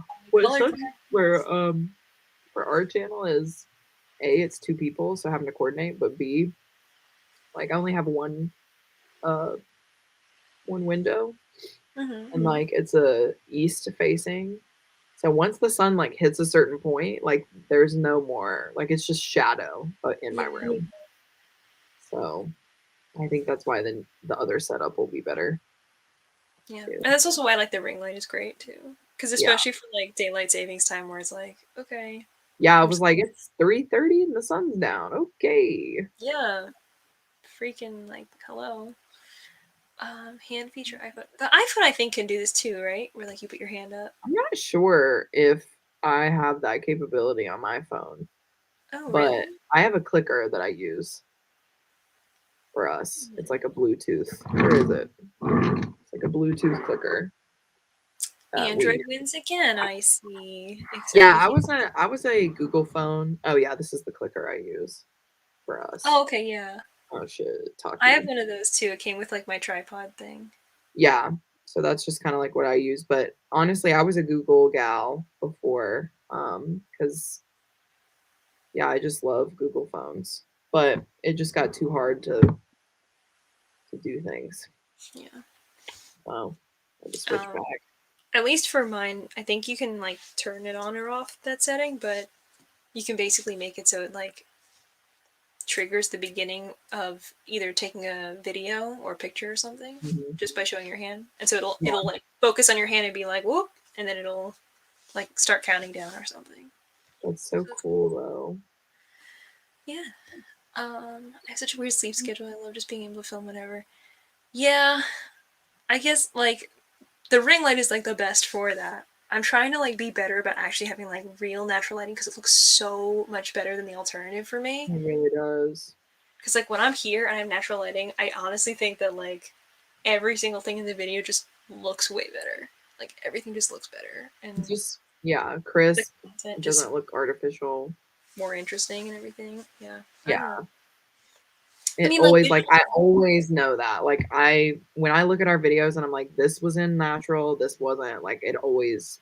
But and like you also, I can think it's something that like we as creators are the ones that notice it. You know. Yeah. I don't think anybody else is like looking at our videos being like, yeah, that looks pretty fake. You know.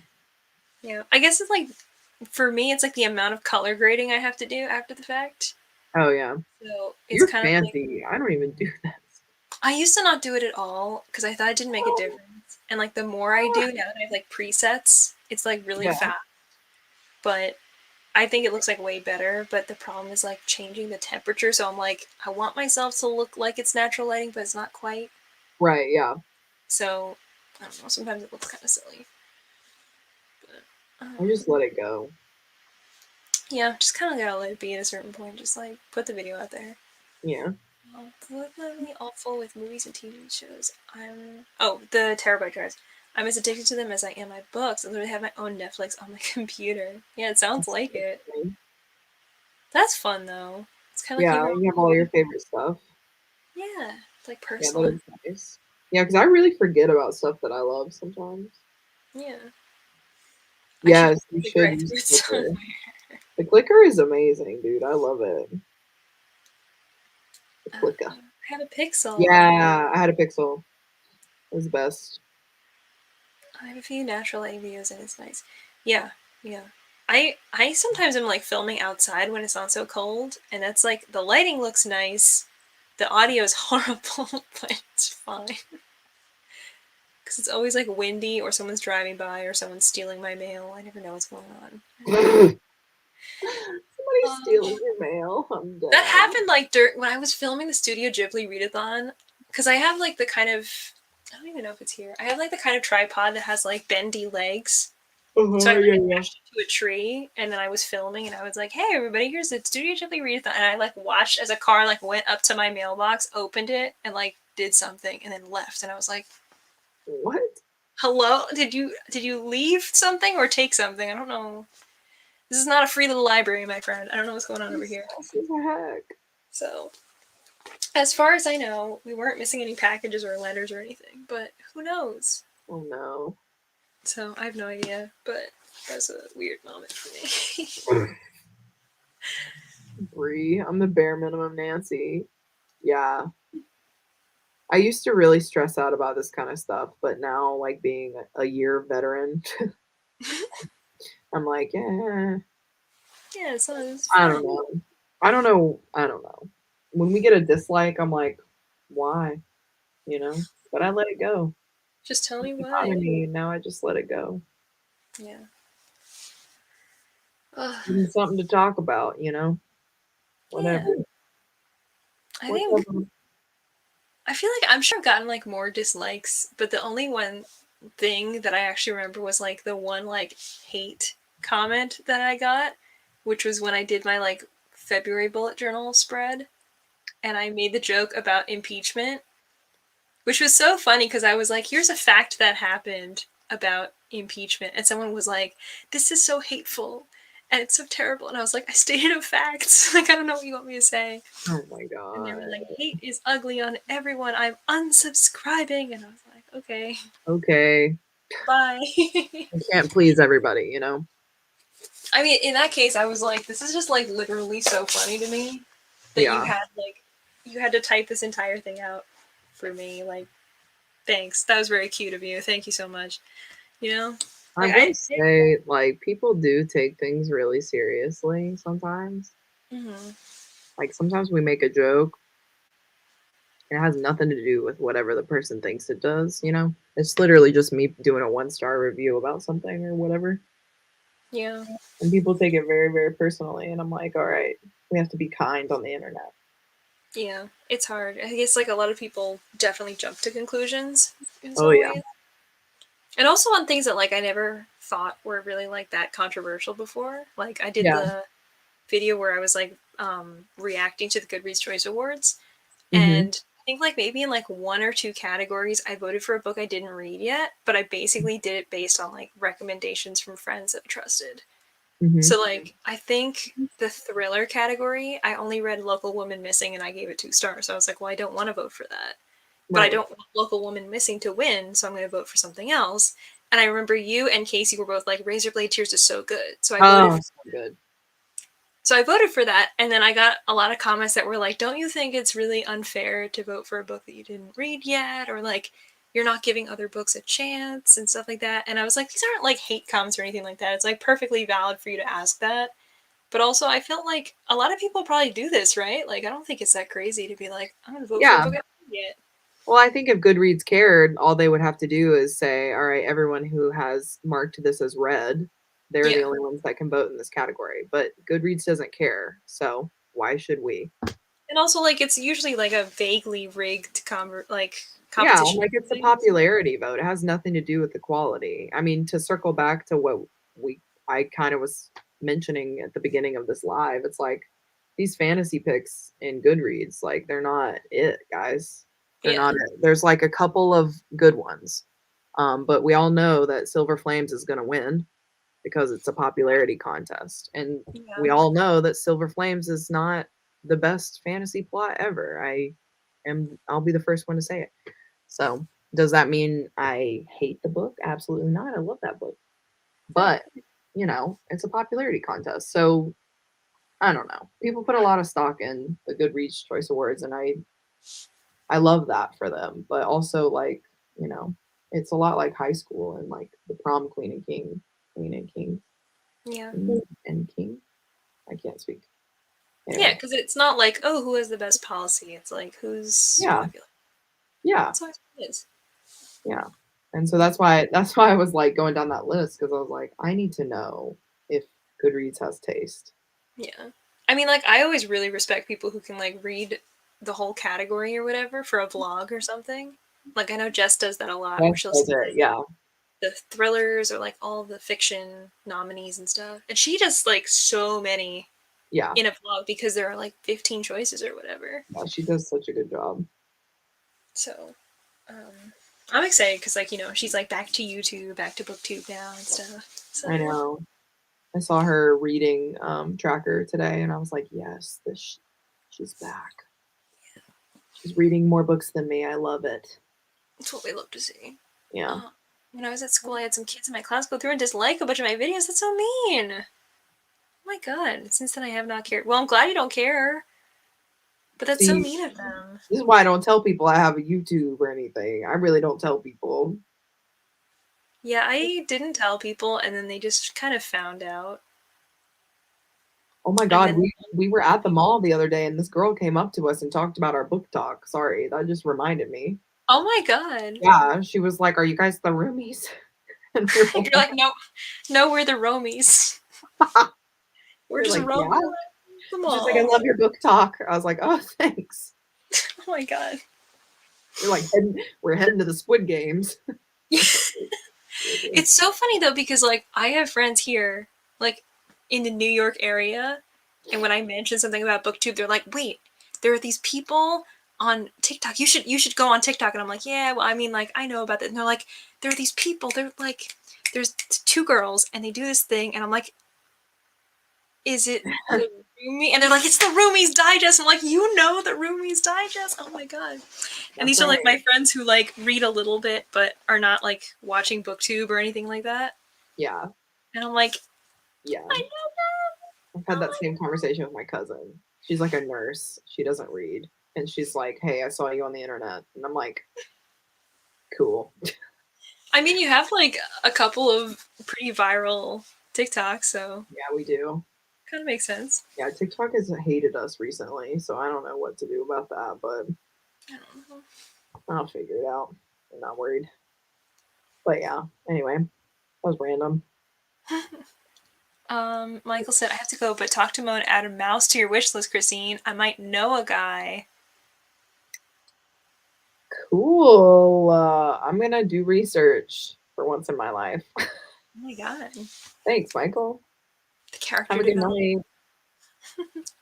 Have a good night, Yeah, Michael. Thanks. I will definitely yell at Monique for sure. I don't think I did tell them, but I had people at my last school though, so I guess that's how they found out. Huh? I guess they didn't. I didn't hide it, so they got bored pretty quick. Oh yeah, I mean they have to be bookish people, I think. Yeah, because I mean, like, my friends who know that I have a YouTube is not because I was like, hey, everybody, I have a YouTube now. Like, I told, like, a couple people in my life, Mm-hmm. and then everybody else has just, like, found it by accident or been told by the people who found it by accident. Right. So, I mean, like, that's kind of fine with me. Like, I have a couple of friends who will actually, like, watch my videos in general, but most of them are not, like, big book people, so they're just kind of like, oh, that's cool that Right. you have that thing. But I don't Yeah. necessarily ever feel like I'm talking to them in my videos because I don't think they're actually watching it, which is fine. Like, I don't, you know, I don't need anybody to, like, watch me just because we're friends. Like, that's, Right. you know, whatever you want to do, it's fine. Yeah, if you like it, you know, you like it. If I meet somebody and they're talking to me about books, I'll be like, "Oh, we actually have a booktube if you're interested." And then Yeah. like, whatever. But I'll be shocked if my mom watches my booktube, you know what I mean? Like sometimes she will text me and Monique in a group and she'll be like, "Hey, saw your most recent video. It was really cool." And I'll be like, "You Oh, watched it? You watched the live show?" I think she watched the live show of Read or Dare. And I was like, "What?" oh my god. What? She goes, "Yeah, you look like a blue thing." I said, "Not me. Not me being Rouge. Mom, She said what?" you guys Rouge, and she goes, pretty good video. It's like, Yeah, yeah. Well, she's a Capricorn, so you know, she can't give a compliment unless it's like you earned it. God, that's so funny. It was so funny. I was like, golly day. That would be the one. Oh my god, wait, was that side character or main character night? That was main character night. Because you That was were Severo on side character night. yeah. What day was that? That was the That second day, was day right? 2. Yeah, Yeah, which was like the 27th, which is a Wednesday. yeah. Yeah, because she clicked the link on our story Oh, okay. and like watched it that way. And I was like, oh man, yeah, those were the days. Huh. I miss it. As long as my parents don't click onto Mike Wazowski reading High School Experience. Oh man, I forgot about that one. Oh my god. I forgot about that. Yeah, I was talking. I don't even know if I've talked about this before, but I was at a Friendsgiving thing with my high school friends because a lot of us are actually still pretty close. We were like this really, really tiny graduating class, so a lot of us have kept in touch. And somebody was like, "Let's do like a PowerPoint dinner thing where like everyone like makes a little cute PowerPoint." Yeah, I've seen that. So one of our friends made one, and she was like, "Oh my god, nobody's gonna make presentations, so I'll make like 3 of them or something." And one of them was like things I've found about Rachel on the internet, and I was like, oh my god, there's so much to unpack here. But it like she didn't find anything on BookTube, Really? so I was like, okay, interesting, okay, because she only found stuff about like when I used to like review like places I went on like Google reviews or whatever. Because I That's heard crazy that she didn't find not one single 1-star review. I know because she was like, oh, it's so funny that you rated this thing this many stars, and I was like, yeah, that's You'd be crazy. surprised. You have no You'd idea. be surprised. There are like 798 reviews of other things that you have Yeah, not seen yet. Like, my friend, what is going on here? so funny. I don't know. I don't know what. I don't even want to Google myself. I don't want to do that. Yeah, I don't know. I can't go through that. My ramen. My ramen's here. Oh my god. Okay. Okay. Perfect timing for us I was about to to. say. So, what do we think? What are we thinking here? To wrap up, or Yeah, I think let's wrap up. trying to get to a point where I'm completely open about it because I want to be. So I'm trying to merge my Twitters and have everything on the same because it just started to overwhelm me. Yeah, yeah. It's a I get. lot to like, separate it out for sure. Yeah. Like, I mean, when we started our booktube, or excuse me, our bookstagram, I didn't post on my normal Instagram for like 8 months or something. Yeah. Wow. I basically stopped using my like main Instagram, I guess, like my Yeah. personal Instagram like at the beginning of the shutdown, Mhm. and then I posted like once when Joe Biden won. Yeah. And then I didn't post it all anymore until like more recently, where I was just like, oh yeah, I forgot I I have got this. this. Yeah. Yeah, I can post like cute little selfies and stuff. That's not like book right. related. So hey. Yeah, I wouldn't even know what to post anymore. I'm like, what is my brand? I have no idea. I'm like, I don't even know what's going on anymore. I had like Or 4 Twitters. Oh my, this is like me every time I'm like, I'll do the readathon. Like 8 Twitters. Oh my god, yeah. Actually, never mind. I get that. It's a lot though. I'll do the readathon. I'll do the readathon, no problem. You want a Discord? I got it. We do have a lot of Discords. I'm okay though. I love it. Every time someone's like, I want to do a readathon, I'm like, okay, so I'll make the Discord. You want one, right? Because I already made it. Oh yeah, I never thought about that. Yeah. Okay. Well, I'm gonna let you eat your ramen. Thank you everybody who joined us for like sprints, but mostly just talking because we love to talk. We love to do it. It's like just chit-chatting. Oh my god. At one point I managed an Instagram account for a toy dinosaur. This is a story, Allie. Wow. This is great. Now you can make a whole video about this though. You should, honestly. See, because people love story times. And like friends love to hear like what is the like thing. This weird old secret story that other people don't know. Like that one weird trick. That one little thing. The story behind the toy dinosaur. Yeah. Okay. All right. But we are gonna wrap it here. It's been like 4 hours and we did like 2 sprints. So ha ha ha. Oh god. All right. Well, hopefully some people got some things done, or at least you had a good time hanging out with us and, you know, had a little company for the night, wherever it is that you may be, or whatever time it may be for you right now. Thank you so much for hanging out. I had a lot of fun hanging out with you too. So we usually try to do like Bujo sprints at the beginning of the week, the beginning of the month, for each month. So we'll see what kind of like what happens in 2022. But of course we'll be like sprinting and hanging out on the internet and stuff, so you'll see us around. But everyone that was on this sprint live thing, including Julia, who's not here right now, is linked down below. So please go check them out and give them some love. And you can probably go watch us talk for like 4 more hours on their channels. So who knows what you love to see. I know. Oh my god, what does Bujo mean? We didn't even like do it. Yeah, Bujo is like bullet journal, like together. It's like a cute little name. It's like NaNoWriMo. Yeah. But yeah, so we will see you next time. Good night, everybody. Night. And see you around on